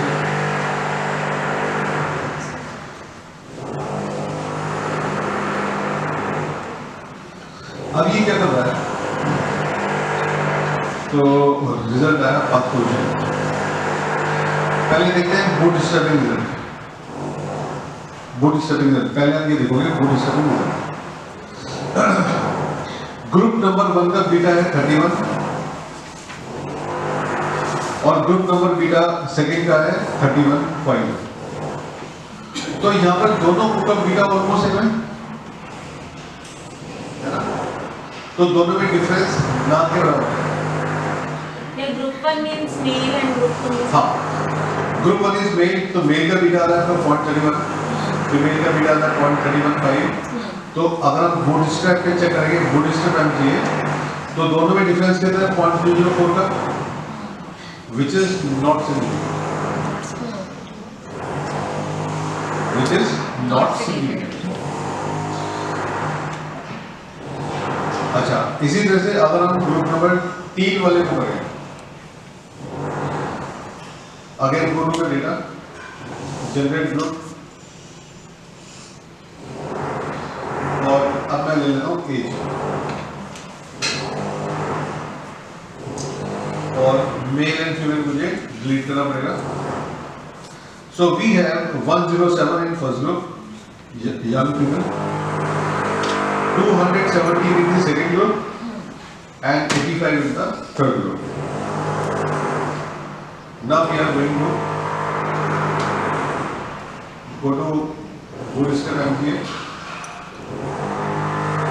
So group 1 आप तीनों को सिलेक्ट कर लोगे, हर एक के साथ चेक करना है, कैलकुलेट।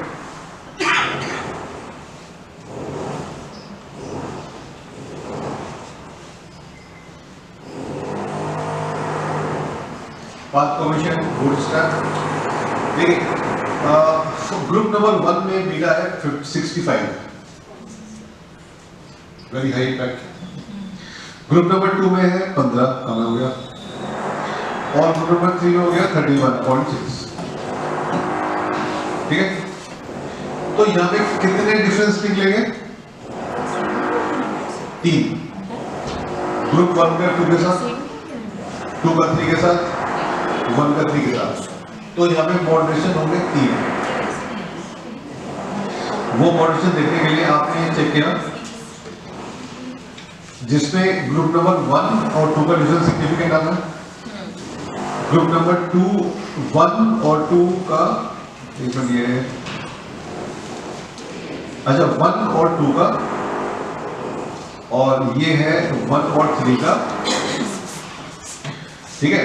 तो यानी 1 और 2 are different, 1 and 3 are different, 2 and 3 are not different। तो यहाँ पर आप ग्रुप वाइज कंपैरिजन करते हो कि भाई यंग ओल्ड से सिग्निफिकेंट डिफरेंट है, यंग मिडिल से सिग्निफिकेंट डिफरेंट है, लेकिन मिडिल और ओल्ड सेम। तो आपका इंटरप्रिटेशन इससे जाएगा। लेकिन क्या इस इंटरप्रिटेशन की बजाय अगर हम ये करें कि हम एज को यहां लेंगे और एमजीए की जगह हम इसको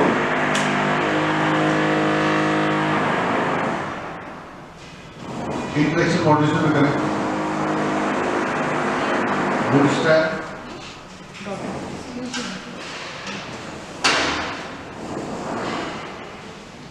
So when we define any moderation, जैसा आपने अभी लगाया, तो ये dotted lines खुद ही आ जाती है, उसको define करती है। देखो यहाँ पे जो रिजल्ट आ रहा है, ये जो रिजल्ट आ रहा है आपका, ये आपका नेगेटिव और सिग्निफिकेंट है। तो यहाँ पे जनरलाइज्ड कंक्लूजन निकाल सकते हो कि एज के बढ़ने के साथ साथ एक्स का वाई इम्पैक्ट कम होता है। वहां पे आप क्या कर रहे थे कि यंग का मिडिल के साथ, यंग का ओल्ड के साथ, ओल्ड का मिडिल के साथ। अगर आप बहुत ही ज्यादा डिटेल में जाना चाहते हो तो वो है, लेकिन वहां पे प्रॉब्लम क्या है, सैंपल साइज हो चुका है क्योंकि सैम 3 जगह लगा है ना, यहाँ पे वो एक जगह लगा है। तो स्टैटिस्टिशियन इस वाले मेथड को प्रीफर करते हैं as compare to previous method. इसमें आपका रिजल्ट यहाँ पे बड़ा सिंपल रिजल्ट है, जैसे जैसे एज बढ़ेगी इम्पैक्ट कम होगा sir. And also sir it gives overall, हाँ ओवरऑल क्या है बिल्कुल, क्योंकि क्या है ना, किसी ने एज को 2 ग्रुप में डाला, किसी ने 3 में, तो आप कंफ्यूजन जनरलाइज नहीं। standardization we are taking age as a factor, तो हाँ। वहाँ पे एज में तो ऑटोमेटिकली यंग, मिडिल और ओल्ड सब आ ही गए। बिल्कुल, ठीक है। तो इसकी रिपोर्टिंग में रिपोर्टिंग में आप ये वाले जो लिखोगे सिर्फ नेगेटिव लाते हो, कुछ नहीं आता, और एक को ग्राफ आएगा। अच्छा, बात कमीशन में आप क्या करते हो, जब आप कैटेगोरी लगाते हो ना तो वो ग्राफ ही बनेगा। ये डॉटेड लाइंस कैसे हैं? ये डॉट लाइन आपकी कनेक्शन नहीं, तो ये इसमें क्योंकि हमने मॉडरेटेड डिफाइन कर दिया, इसलिए वो अपने आप ऑटोमेटिकली डॉटेड लाइन ले रहा है। ना ऐसा नहीं। पहले तो आप एज को यहाँ से लाओगे, हाँ जी, जैसे इनकम को या एज को,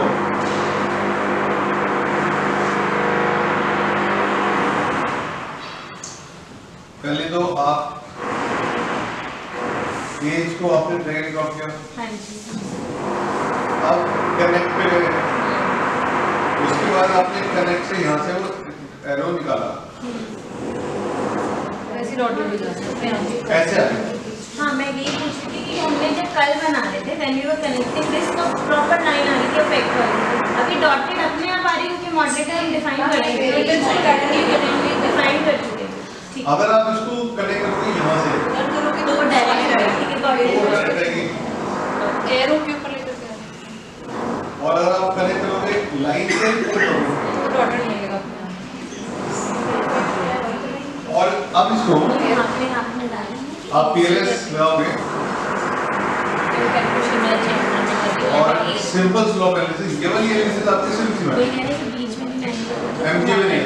डायरेक्ट तो यहाँ पे आप कह सकते हो कि भाई जब एज कम है इम्पैक्ट ज्यादा है क्योंकि स्लोप ज्यादा है, और जब आपकी एज ज्यादा है तो इम्पैक्ट कम है, स्लोप कम है। तो एमजी में ना कॉम्प्लिकेशन थोड़ी ज्यादा है, और इंटरेक्शन इफेक्ट थोड़ा सिंपल है।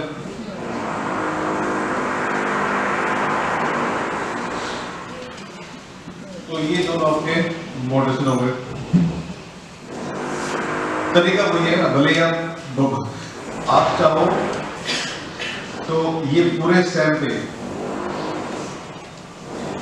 एनर्जी लगा सकते हो, बस आपकी कॉम्प्लिकेशंस बढ़ती जाएंगी। बस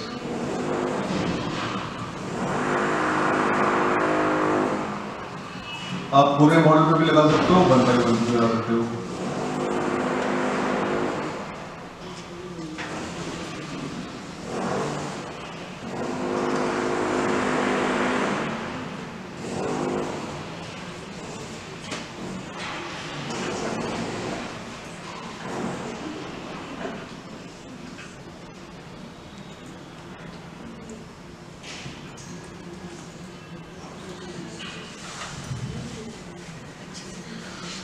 अब आपका जो रिजल्ट आएगा ना वो कॉम्प्लिकेटेड आएगा कि इस केस में ग्रुप नंबर 1 का बीटा, ग्रुप 2 का बीटा, ग्रुप 3 का बीटा, सेकेंड केस में ग्रुप 1 का बीटा, ग्रुप 2 का बीटा, ग्रुप 3 का बीटा। फिर एमजीए में आप देखोगे कि ये सिर्फ 3 सिग्निफिकेंट आ रहे हैं, है ना। लेकिन अगर आपको दूसरी तरह से आप लगाओगे, अगर मैं उस तरीके से डाल के पेज को यहां ले लूं और सबसे कनेक्ट कर दूं,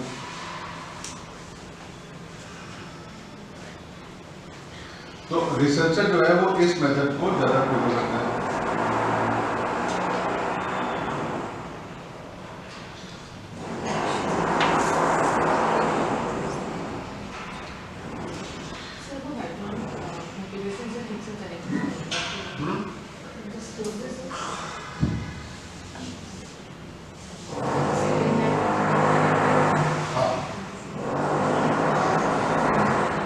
ये सारे है ना, एज का मैंने सबसे पहले कर दिया।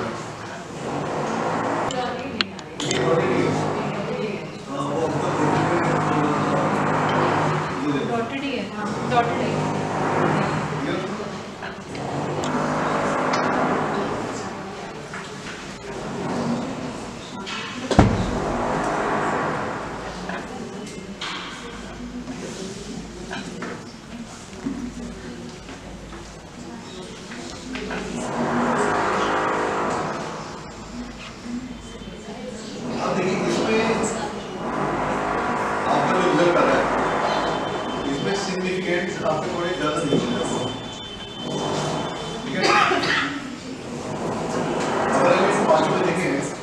तो ये सिग्निफिकेंट है, ये सिग्निफिकेंट है, दोनों क्लियर सिग्निफिकेंट है। तो इस वाले का रिजल्ट रिपोर्ट करना और एमजी का रिपोर्ट करना बहुत डिफरेंट है, ठीक है। वहां पे आपके 3 15 में, so the role is playing as a control group। लेकिन अगर आप इन पे लगाते हैं तो हम ये कहेंगे कि एज बढ़ने के साथ साथ, एज चेंज होने के साथ साथ एक्स का वाई पे इम्पैक्ट चेंज होगा। तो दोनों का जो सेंस है ना वो डिफरेंट है। So now that you have linked it to the dependent मैं आपका एग्जांपल दूं, आप जितने लोग हो, आप 3 डेजिग्नेशन होंगे, असिस्टेंट, एसोसिएट एंड प्रोफेसर। एक तो मैं ये कह रहा हूँ कि चाहे आपका डेजिग्नेशन कुछ भी हो, मेरे बुलाने का फायदा होता है। ये क्या हो, कंट्रोल में। दूसरा मैं कह रहा हूँ कि मेरे बुलाने का असर तीनों पे अलग अलग है, असिस्टेंट पे लगे, एसोसिएट पे लगे और प्रोफेसर पे लगे। अब ये क्या हो गया, मॉडरेट। तो दोनों में सेंस में डिफरेंस है कि आप कहना क्या चाहते हो। आप ये कहना चाहते हो कि मेरे एक्स का वाई पे इम्पैक्ट सिग्निफिकेंट है, चाहे उनका डेमोग्राफी कुछ भी हो, ये हो गया कंट्रोल इफेक्ट। और अगर आप ये कहना चाहते हो कि जैसे जैसे डेमोग्राफी चेंज होगा, एक्स का वाई पे इम्पैक्ट चेंज होगा, तो ये मॉडरेटिंग इफेक्ट है। तो ये आपको देखिए, अगर आप प्रूव करना चाहते हो थ्योरी, कि ये वेरिएबल वाई पे इम्पैक्ट करेगा ही करेगा, चाहे मेल है, फीमेल है, यंग है, ओल्ड है, कुछ भी हो इफेक्ट होगा। तो वो क्या है, कंट्रोल इफेक्ट है, कंट्रोल वेरिएबल। लेकिन जब आपको ये प्रूव करना है कि नहीं एक्स का इम्पैक्ट मेल पे लगे, फीमेल पे लगे, यंग पे लगे, ओल्ड पे लगे, तो आप मॉडरेटर प्रूफ करना है। जैसे भी आपने प्रीवियस केस लिया था जिसमें पहले आपने ग्रुप पे दिखाया था मेल और एज का इफेक्ट दिखाया था, देन उसके बाद आपने कहा था हम ग्रुप में ना करके अगर हम कॉन्टिन्यूस पे करें इफेक्ट, कॉमन एज का इफेक्ट सिग्निफिकेंट आ रहा था बट नेगेटिव आ रहा था कि age age will increase effect आपने बिल्कुल।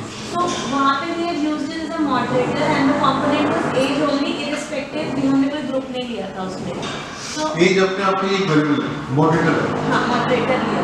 तो लाइक अब यहाँ पे भी तो हम आप जब इसे कंट्रोल कह रहे हैं तो इसमें भी तो हम एज को इररिस्पेक्टिव ऑफ ग्रुप ले रहे हैं। हाँ, लेकिन हम कह रहे हैं कि एज कुछ भी है, हमारे जो फोकस है ना वो एज नहीं है।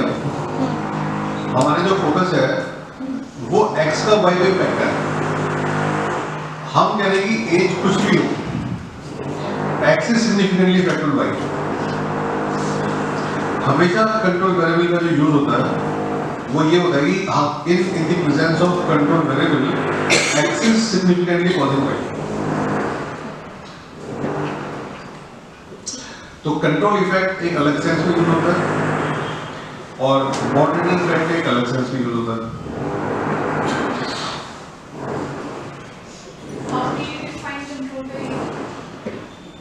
कंट्रोल वेरिएबल बेसिकली क्या होता है कि जब आप कोई थ्योरी बताते हो ना, जैसे मैंने मान लो मैं ये कहना चाहता हूँ कि ESG है, अगर कोई कंपनी ESG अडॉप्ट कर रही है तो परफॉर्मेंस बढ़ेगी, लेकिन साथ में मुझे ये भी बताना पड़ेगा कंपनी चाहे पुरानी हो, छोटी हो, नई हो, बड़ी हो, सब जगह ESG इंपॉर्टेंट है। तो मेरा फोकस क्या है कि ESG इंपॉर्टेंट है, ये परफॉर्मेंस बढ़ाती है जब कंपनी का डेमोग्राफिक कुछ भी हो, पुरानी है, नई है, छोटी है, बड़ी है, तो वहाँ पे firm size, firms asset, firms age, ये मेरे कंट्रोल वेरिएबल हो जाएंगे। लेकिन अगर मैं ये कह रहा हूँ कि ESG is more beneficial for the new firms as compare to the old firms, तो एज मेरा मॉडरेटर हो गया। तो आपको कौन सा पॉइंट प्रूफ करना है उसके हिसाब से आप डिसाइड करते हो कि मुझे एज ए मॉडरेटर लेना है या as a control variable. Sir अगर दोनों इफेक्ट लगा रहे हो मीडिएशन और मॉडरेशन, एक ही मीडिएशन मॉडरेशन तो कर सकते हो, वो कोई दिक्कत नहीं। एक्चुअली मीडिएशन और मॉडरेशन को हम कंबाइन करके तीन इफेक्ट और दिखाते हैं, mediated moderated, moderated mediation and moderated moderation. मैं तीनों बता रहा हूँ आपको, थोड़ा सा कॉम्प्लिकेटेड है लेकिन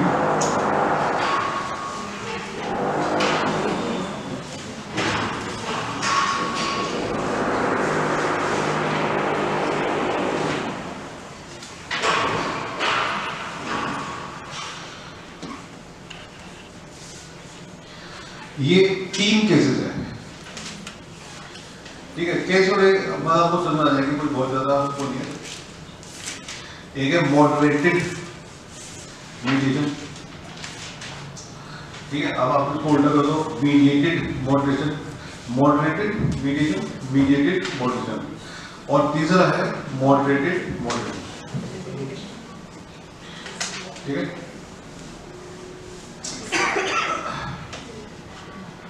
ठीक है, इस वाले डायग्राम में एक्स मीडिएशन ऑलरेडी है, ठीक है। मॉडरेशन पहले आया, मीडिएशन बाद में आया। नहीं ऐसा नहीं है।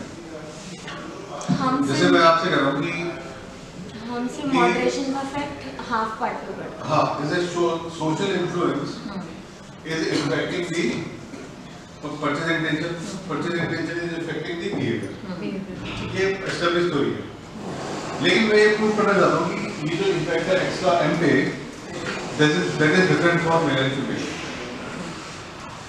मीडिएशन दोनों में है, लेकिन nature of the mediation is different in both. कहीं पे मीडिएशन पार्शियल है, कहीं पे फुल है, कहीं पे है, कहीं पे नहीं है। तो ये कहलाएगा मॉडरेटेड मीडिएशन, ये भी आपका मॉडरेटेड मीडिएशन है, ये भी है, वो भी है। तीनों पॉसिबिलिटीज है तीनों में। मतलब मीडिएशन चाहे यहाँ पे लगाओ, चाहे यहाँ पे लगाओ, चाहे दोनों में लगा दो, एक भी सिग्निफिकेंट आ गया तो वो आपको हो जाएगा मॉडरेटेड मीडिएशन इफेक्ट। अब सिंगल लगा रहे नहीं, इन तीनों में हम कोशिश तो ये करते हैं कि यहाँ भी लगाते हैं, यहाँ भी लगाते हैं। दो है आपके पास, दोनों में से एक भी सिग्निफिकेंट आ गया, लास्ट को लगेगा। अच्छा लास्ट दोनों मॉडरेटर में एक भी सिग्निफिकेंट आ गया तो आपका मॉडरेटेड मीडिएशन प्रूव होता है। मॉडरेटेड मीडिएशन, मॉडरेटेड मीडिएशन आपका प्रूव होता है। स्लाइड पे मीडिएटेड मॉडरेशन वो बंद होता है। ये तीनों जो है वो मॉडरेटेड मीडिएशन क्या है, ठीक है। तो मॉडरेटेड मीडिएशन में हम क्या करते हैं कि मीडिएशन भी लगा देते हैं, मॉडरेशन भी लगा देते हैं। अब है आपका मीडिएटेड मॉडरेशन इफेक्ट। इसमें सिर्फ एक ही चेंज है, आपका जो इंडिपेंडेंट वेरिएबल है वो एक इंटरेक्शन वेरिएबल है।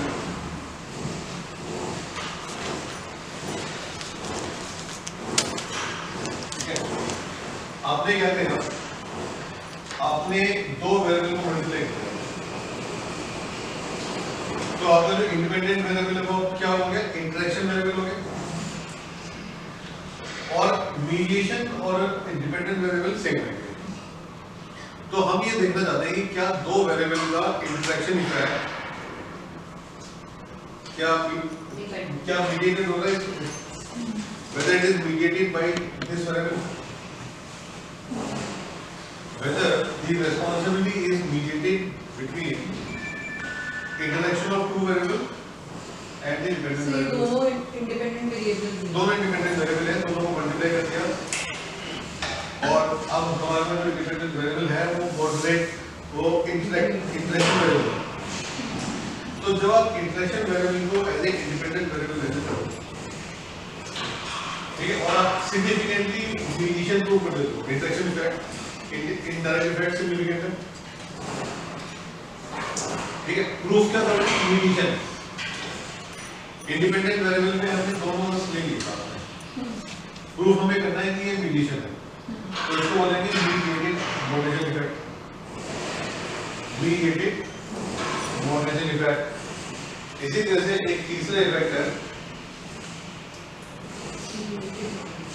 नहीं moderated moderation.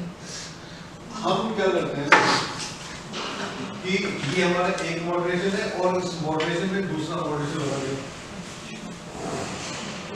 at the same time, ठीक है। मतलब W तो ऑलरेडी एक मॉडरेशन था ही, एक और मॉडरेट हमने मॉडरेशन के बीच में एक और मॉडरेशन लगा दिया। तो हम ही कह रहे हैं कि ये जो मॉडरेटर है ये भी दो अलग कैटेगरी में अलग है। This is moderated moderation effect. So ये सब का बेस हम लिटरेचर से लिया। हाँ, लॉजिक आपका इसमें लॉजिक बहुत स्ट्रॉन्ग है, ठीक है। जैसे मैं कहता हूँ आपसे कि आईक्यू से परफॉर्मेंस बढ़ती है,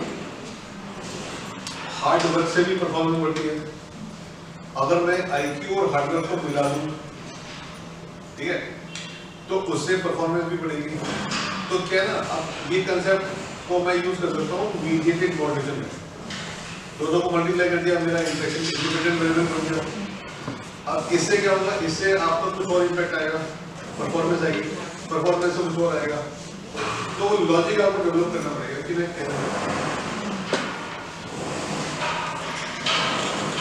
प्राइस कम कर लो तो भी इंटेंशन बढ़ती है, साथ में एक आइटम फ्री भी कर दो, ठीक है। तो दोनों का जो कंबाइंड इफेक्ट आएगा वो क्या आएगा।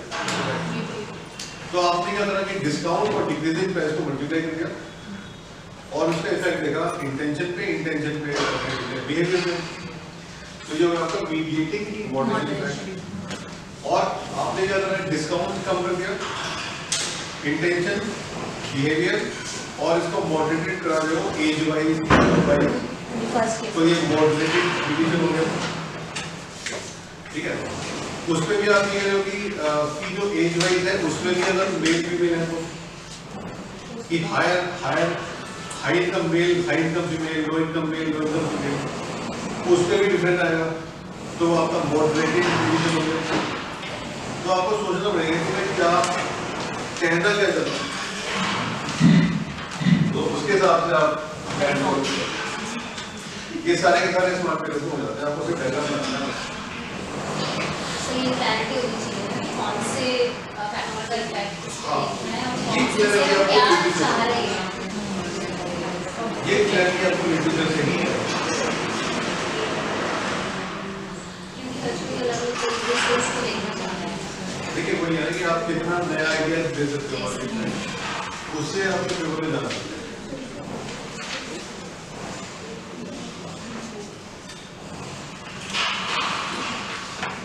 मेरे ख्याल से तीनों केस क्लियर है। और कोई क्वेरी? ऑनलाइन पार्टिसिपेट्स के लिए सर क्वालिटेटिव जो आपने जो मॉर्निंग में करवाया था इनसे सीरियस का उसका भी क्वालिटेटिव पेपर शेयर वो मैंने कल शेयर किए थे, थ्योरेटिकल वाले भी किए थे।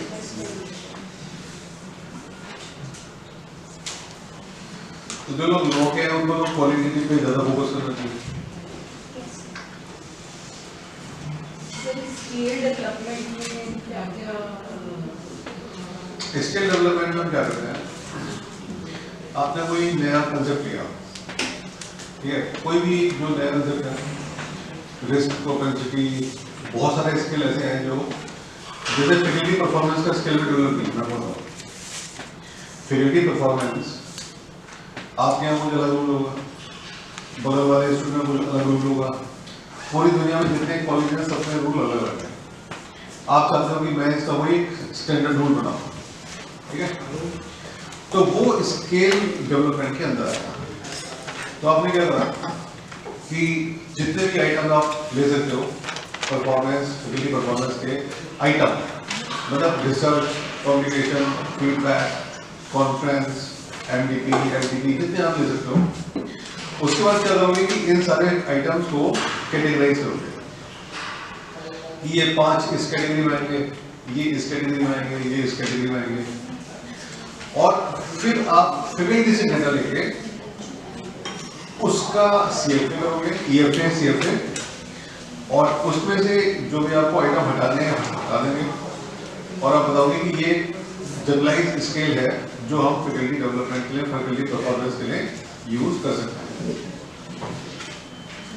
And sample would be from all the government, non-government. हाँ, सैंपल आपको सभी के लिए लेना पड़ेगा, प्राइवेट इंस्टीट्यूट, गवर्नमेंट इंस्टीट्यूट, ताकि सब जगह आप कह सकते हो कि ये स्केल हम यूज कर सकते हैं।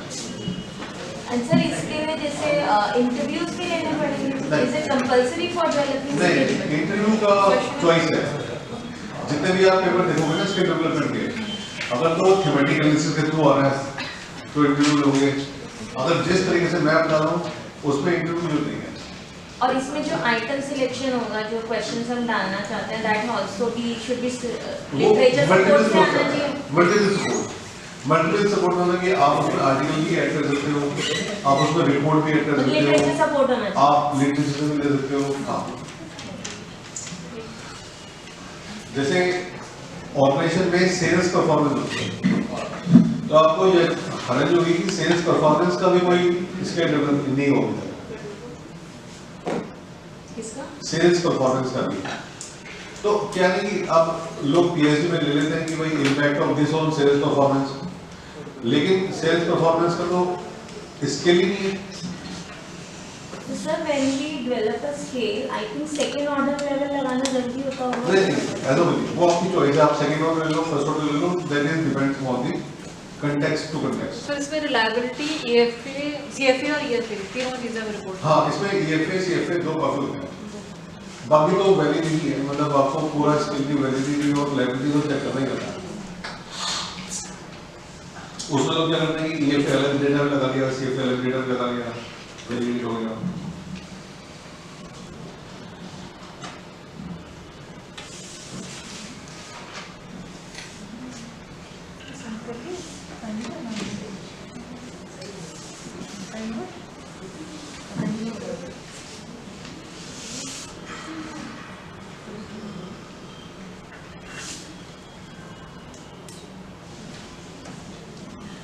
टीम्स में यहाँ पे कोई है क्या? मुझे देख तो रहा हूँ। सर वो वही जहाँ पे आपने रनिंग पे किया हुआ था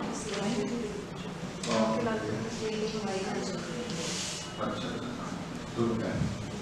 सर एक बार ओवरव्यू के तौर पे रिवीजन थोड़ा करा दीजिए। देखो मैं आपको एक सिंपल बोल रहा हूँ, आप सभी लोग ना नॉलेज इंडस्ट्री में हो और ये ऐसी चीजें जो किसको चाहिए भी नहीं और सबको चाहिए भी नहीं।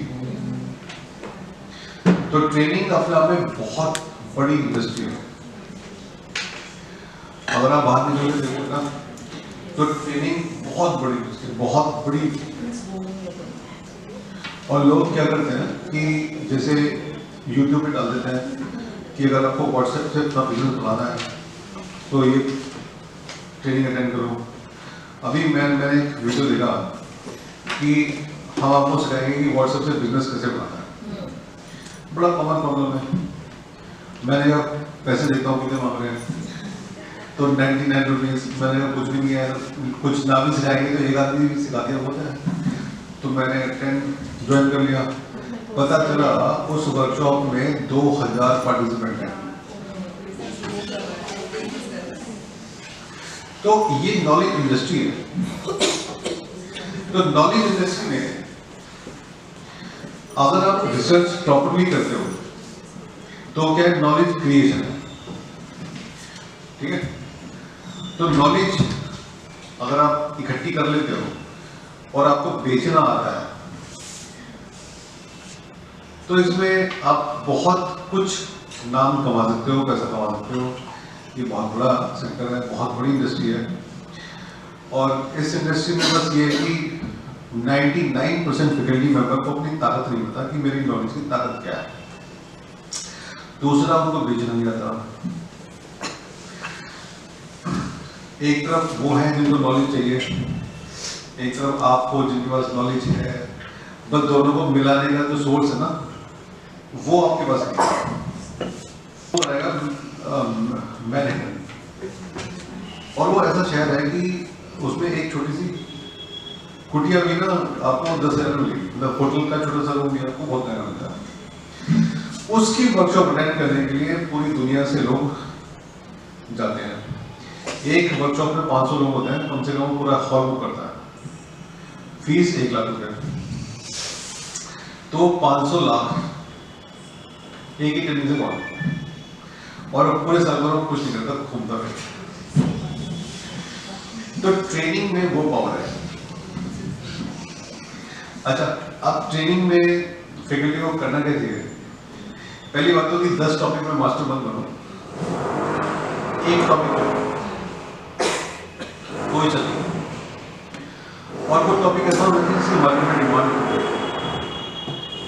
ठीक है। आपको वो मिल जाएंगे बहुत सारे टॉपिक। उस एक टॉपिक पे थोड़ा सा ज्ञान इकट्ठा कर लो, रिसर्च से वो फायदा है। उसके बाद एक YouTube चैनल खोलो, उसमें 3-3 मिनट के 4-4 मिनट के वीडियो डालना चाहिए। उन वीडियोस को आप रील में चला लो, इंस्टाग्राम देखो। मेरी एक गारंटी है आपको, 1 महीने बाद आपके पास इन्विटेशन आना शुरू हो जाएगा। 1 महीने बाद ही आपके पास इन्विटेशन आना शुरू हो जाएगा कि हमारे यहाँ पे पढ़ा दो, हमारे यहाँ पे पढ़ा दो। और एक बार आप फेमस हो गए फिर तो बड़ी दिक्कत।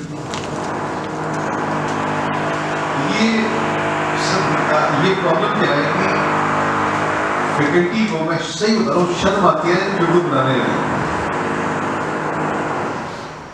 आपसे अगर कोई बोला जाए कि यूट्यूब पर वीडियो अपलोड कर दो, मैं बहुत लोगों से कहता हूँ जो बहुत अच्छे टीचर हैं, मैं कहता हमें शर्म आती है। हम क्लास में जाके पढ़ा देंगे लेकिन वीडियो यूट्यूब पर नहीं पढ़ा। तो वो चीज़ आपको थोड़ा सा ना एडवांस में सीखना पड़ेगा, अपने आप को मार्केट करना। नहीं तो आपका टैलेंट जो है ना वो इतना हो जाएगा, आपका टैलेंट दब के रह जाएगा, आपका टैलेंट बाहर आएगा नहीं कभी। Models and gain deeper insight. I invite Mr. Dr. Ajay Kumar Khan to take charge of the session.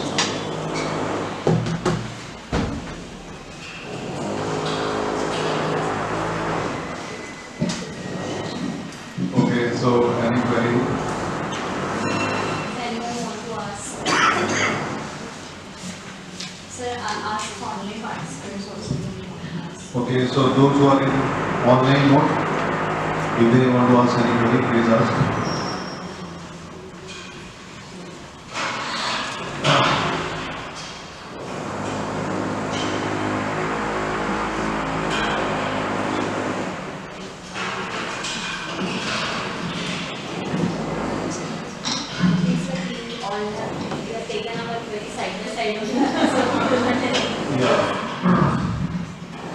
But if anyone has query, so you can ask. Can you demonstrate GSCA again? GSCA. CA. GSCA.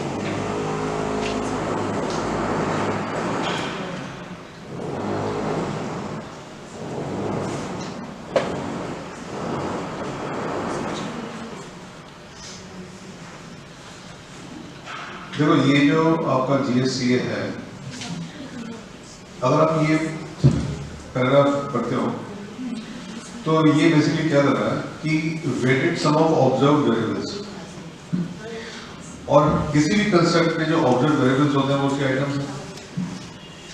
तो मान लीजिए आपका x to y है, तो x अगर हम simple x to y पे सम लगा दें तो क्या करते हैं कि पहले x की वैल्यू निकालेगा फिर y की वैल्यू निकालेगा, दोनों का बीच का रिलेशन निकालेगा।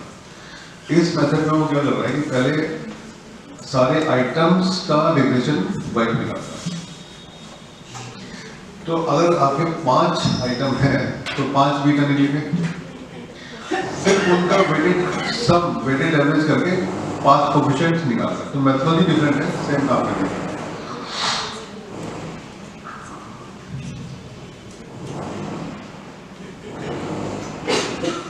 जब आप रन करोगे तो रन करने में आपको कोई डिफरेंस नहीं दिखेगा कि हम सैम रन करते हैं या ये रन करते हैं, दोनों में कोई डिफरेंस नहीं है। 5 कोएफिशिएंट डिफरेंट आएगा।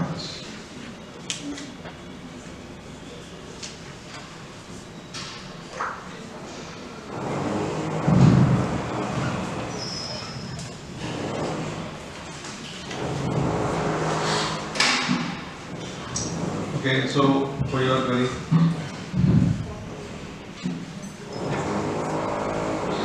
आप जैसे किसी का YouTube चैनल है? किसी का नहीं है? अब वो ज्ञान बांटने में बड़ी इंटरेस्ट है।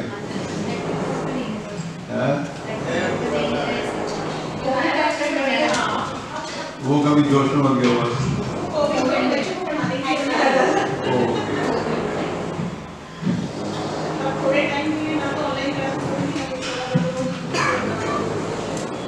तो आप कंटिन्यूसली करते हो उसको? नहीं, हम मैं तो मेरे जितने वीडियोस हैं उसमें कोई एडिटिंग नहीं है, सिंपल जो मैं पढ़ाता हूँ वैसे करता हूँ। और जब आपका YouTube चैनल मोनेटाइज होता है ना, तो एक वो अलग तरह की हैप्पीनेस देता है। मोनेटाइज होने की 2 कंडीशन है कि साल में आपके वीडियो 4000 घंटे देखे गए हों और आपके 1000 सब्सक्राइबर हो। सब्सक्राइबर तो बहुत काम से बन जाते हैं, क्योंकि वो तो आप अपने स्टूडेंट को भी बोलोगे ना तो 1000 तो वो वैसे करा देंगे। बस आपको 4000 आवर्स विजिबल, मतलब लोग व्यू 4000 आवर का व्यू चाहिए, बस उसमें टाइम लगता है। तो 1 साल का टाइम उसमें, 1 साल तो वैसे ही टाइम लग जाता है। तो फिर 1 साल में देखते हैं कि भाई पिछले 1 साल में आपका व्यू कितना था, तो 4000 घंटे का व्यू आपका होना चाहिए और उसके बाद आपका काम चल जाएगा। जैसे हमने कंटेंट स्टार्ट किया 2020 में, बाकी लगे 2020 में आपने स्टार्ट किया तो नया बनाना उसी को रिवाइज कर दो, बनावा तो है ही आपका, और उसी में लॉगिन करके 2 एक वीडियो डाल दो होंगे। पिछले 1 साल का व्यू काउंट होता है, पिछले 1 साल के सब्सक्राइबर, पिछले 1 साल का व्यू काउंट होगा। लेकिन वो जब आप एक्टिवेट कर दोगे ना तो आई जाएगी।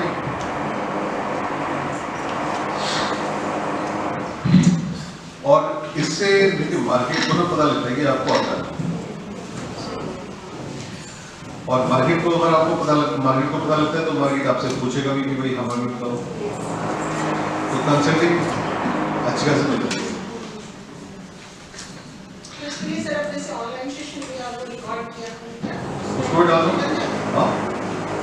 उसको अगर आपके पास उसकी रिकॉर्डिंग है तो वो भी अपलोड कर दो। और क्या,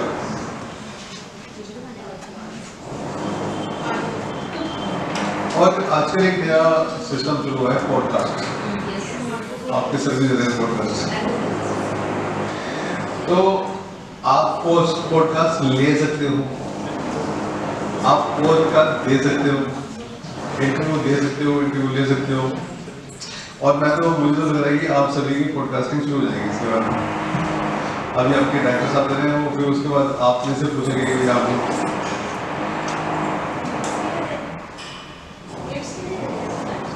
हाँ वो ब्रांडिंग के लिए देना, और काफ़ी सारे कॉलेजों ने भी शुरू कर दिया है, तो आपका नंबर भी कहीं ना कहीं आ जाएगा।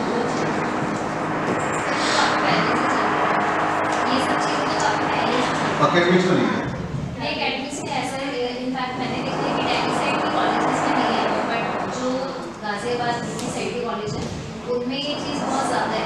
उनके जो स्पेसिफिक चैनल्स चलते हैं उन पे डेली में एडवर्टीजमेंट्स कॉलेज का, उनके जो ये छोटे छोटे होते हैं वीडियो स्क्रिप्ट्स होती हैं, ये आते रहते हैं।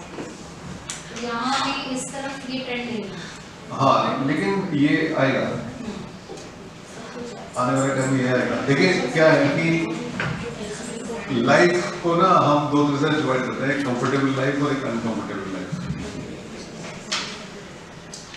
ये फैक्ट है कि 99% लोग कंफर्टेबल लाइफ चाहते हैं, अनकंफर्टेबल लाइफ कुछ नहीं है।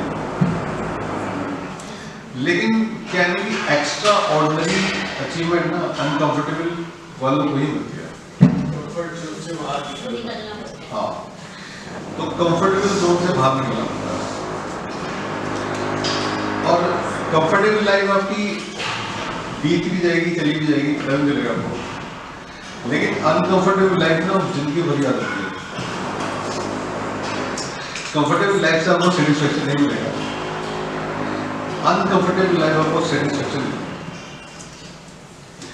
बिजनेसमैन हमेशा अनकंफर्टेबल रहता है। आप किसी भी बिजनेस से मिलोगे, आपके घर में भी आप देखोगे जो लोग बिजनेस फैमिली से हैं, बिजनेसमैन कभी भी आपको इनएक्टिव नहीं मिलेगा, वो हमेशा एक्टिव रहता है। उसका दिमाग हमेशा रहता है कि मेरा बिजनेस, मेरा प्रोडक्ट, मेरा बिजनेस। लेकिन जॉब वाले हमेशा, और सरकारी वाले दूसरी हालत में है।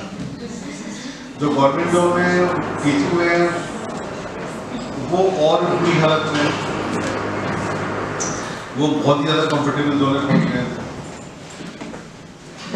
आपके पास फिर भी एक एम है कि चलो एक अच्छा कॉलेज और ढूंढना है आगे, और गवर्नमेंट में ट्राई करना है,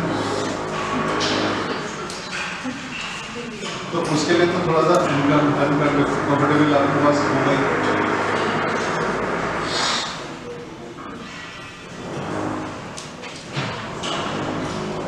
जब मैंने 20 साल एकेडमिक्स में बिताए,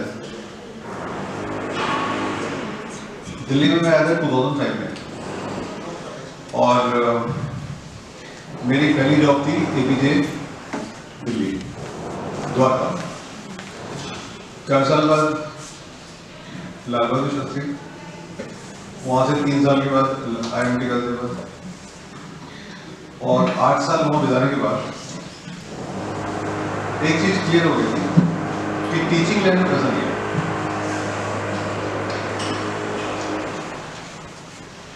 अगर आपको एक घर खरीदना है आज की डेट में, तो एक नॉर्मल घर भी 1.5-2 करोड़ से कम नहीं आता। फ्लैट की बात करता हूँ। तो अगर आपको 2 करोड़ का घर खरीदोगे और आपकी 2 लाख की सैलरी है, पूरी जिंदगी EMI में हो जाएगी, पूरी लाइफ आप EMI दो। अगर हस्बैंड वाइफ दोनों भी जॉब करते हो ना, तो भी वो कम से कम 15 साल तक EMI लेंगे। तो ये मुझे क्लियर हो गया था कि ये तो ऐसी वाली लाइफ के लिए हम घर छोड़ के थोड़ी आए दिल्ली। अगर नॉर्मल लाइफ ही नहीं होती तो फिर अपने घर के पास ही क्या बोला था। तो मैंने सोचा कि रिस्क लेते हैं, कंसल्टिंग शुरू करते हैं। क्योंकि बिजनेस में एक चीज है, नहीं चला तो कोई बात नहीं, नौकरी है, और चल गया तो कम से कम नौकरी से बेटर ही होगा। तो मेरे को 6 साल हो गया, और इन पिछले 6 सालों में कोविड भी देखा, और पिछले 1.5 साल में ये दिमाग खराब होता है। मतलब पिछले 6 सालों में कभी स्टेबिलिटी नहीं है मार्केट में। पिछले 6 साल में कोई भी ऐसा साल नहीं गया कि जब हमने कोई किसी पैटर्न में स्टेबिलिटी देखी हो। हर साल नया पैटर्न, हर साल नया पैटर्न। तो सबसे बड़ा चैलेंज क्या होता है हमारे सामने कि नई नॉलेज को पकड़ना। मार्केट में कोई भी नई चीज आती है, सबसे पहले सीखना। ये हमारा बिजनेस, मतलब हमारे काम का सक्सेस है। मार्केट में कोई भी नया सॉफ्टवेयर आता है तुरंत पीछे पड़ जाता है, और जितनी भी नई नॉलेज आ रही है उसको उसके बाद फिर उसको बेचना, कि नई नॉलेज को बेचना, ये हमारा बिजनेस का वो है, हमारा प्रोडक्ट है। This is our product. और इस प्रोडक्ट में चैलेंज हुई है कि कोई भी नई चीज आती है, आप सीखते हो, और पुरानी चीज आप भूल जाते हो। और अगर आप एक्वायर नहीं करोगे नई नॉलेज को, तो कोई भी बंदा आपको रिप्लेस कर देगा। क्योंकि जो नए पीएचडी निकल के आ रहे हैं वो बहुत ज्यादा स्मार्ट है। अब वो ऑनलाइन वर्कशॉप भी अटेंड करते रहते हैं कि पूरी पीएचडी में, ठीक है। जो नया स्कॉलर है वो ज्यादा स्मार्ट है, वो सारी वर्कशॉप अटेंड कर रहा है, पूरी दुनिया घूम रहा है, उसको ज्यादा पता है। तो वो हमेशा रेडी है आपको रिप्लेस करने के लिए। तो इसलिए थोड़ा सा ना अनकंफर्टेबल आपको अपने अंदर लाना पड़ेगा।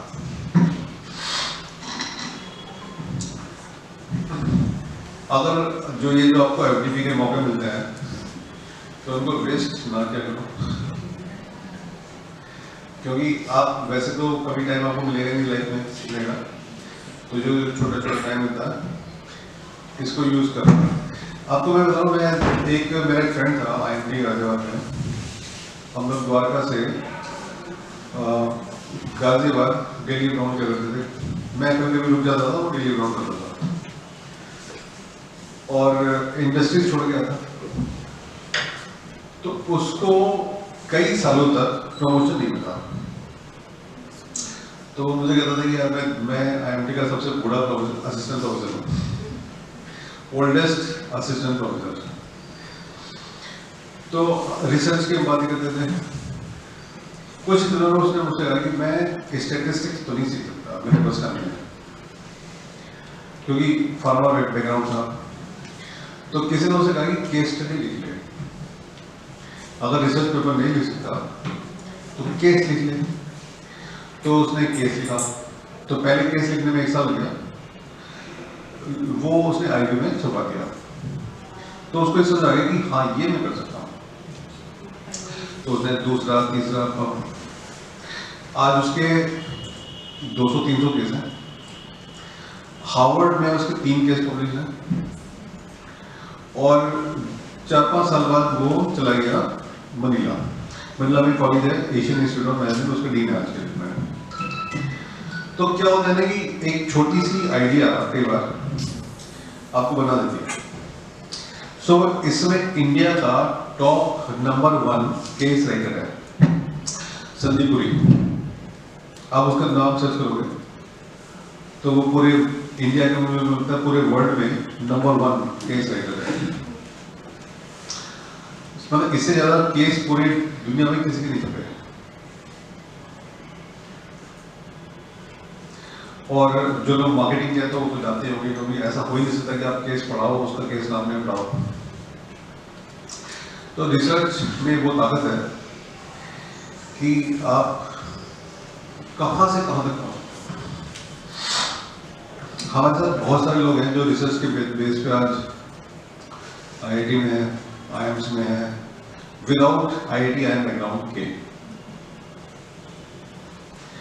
एकेडमिक्स में एक रिसर्च ही किसी चीज़ है जो आपको टॉप लेवल पे पहुंचा सकती है।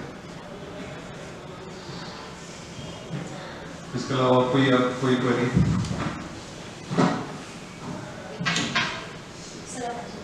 ठीक, okay, so thank you very much.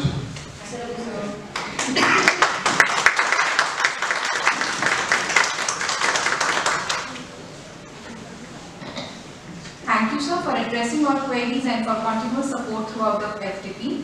We have now reached to the concluding part of today's program, the valedictory session and vote of thanks. We are privileged to have Ms. Vandana Rastogi ma'am, who will deliver the valedictory address.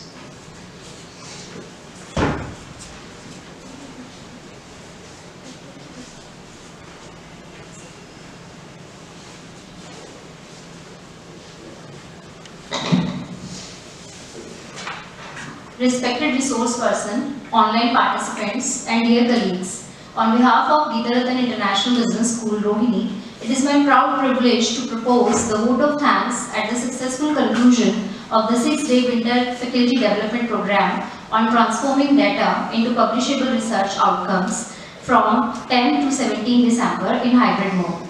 At the very outset, we express our sincere gratitude to our eminent resource person who enriched this FDP with their deep academic insights and hands-on expertise.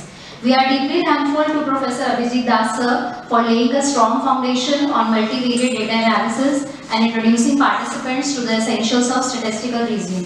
Thank you, sir. Our heartfelt thanks to Professor Kalpana Agarwal ma'am for her lucid and practical sessions on EFA and reliability and validity assessment. Thank you, ma'am. We sincerely acknowledge Professor Urvesh Chaudhary ma'am and Dr. Venki Rani ma'am for their valuable contributions on CFA, model validation, and research writing, journal selection, and publication ethics. Thank you so much, ma'am, which were very extremely beneficial for publication-oriented research. We extend our special thanks to Dr. Ajay Kumar Chauhan sir for his comprehensive and insightful session on SEM, path analysis, mediation, moderation techniques, and hands-on application using Smart PLS. Our sincere thanks to the management of GIBS, our director sir, academic leadership for their constant guidance, encouragement, and support in organizing such a meaningful and research-focused program. I would also like to place on record our appreciation for the dedicated efforts of the IT team and Frames Club to ensure the smooth and successful conduct of this FDP in hybrid mode. We extend our heartfelt thanks to all the participants, online, offline, faculty members for their enthusiastic participation, active discussions, and commitment throughout the program. Your engagement truly made this FDP vibrant and enriching. As we conclude, we are confident that the learning from this FDP will translate into high-quality research outputs and publications in reputed journals, thereby enhancing academic excellence and societal impact. With these words, I once again thank everyone who contributed directly or indirectly to the success of this FDP. Thank you very much, everyone. I would like to invite Professor Urvesh Chaudhary ma'am to give Sir memento as a token of appreciation and thanks.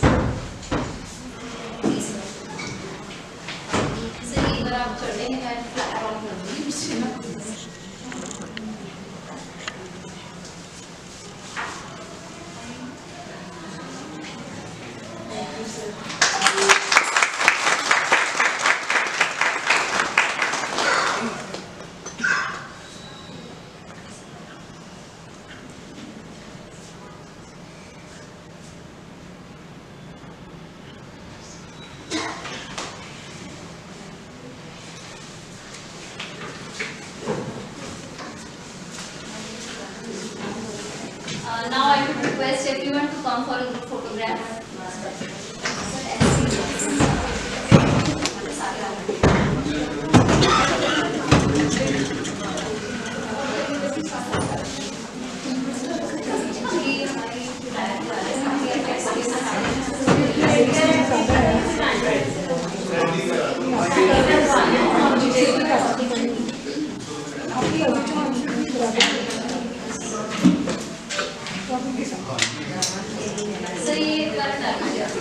पीछे करते हैं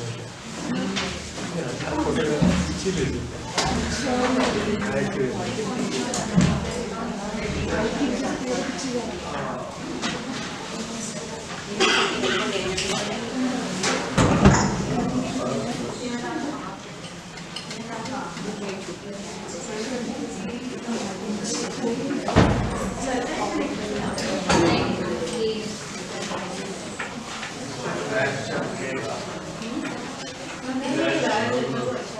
सबका attendance दिखेगा ना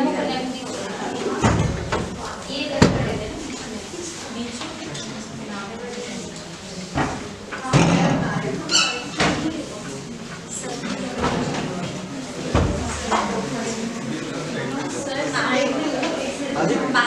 आगे से ma'am बुला रहे मतलब हाँ जी मैम।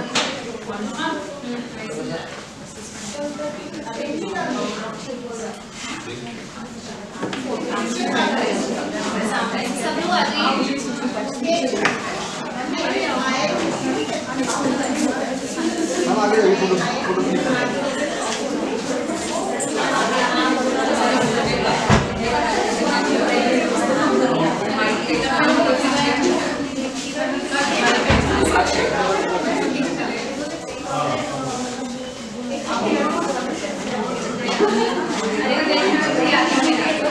आपने देखिए, आप देखिए देखिए एक मिनट आने दो। जितने लोग आ रहे हैं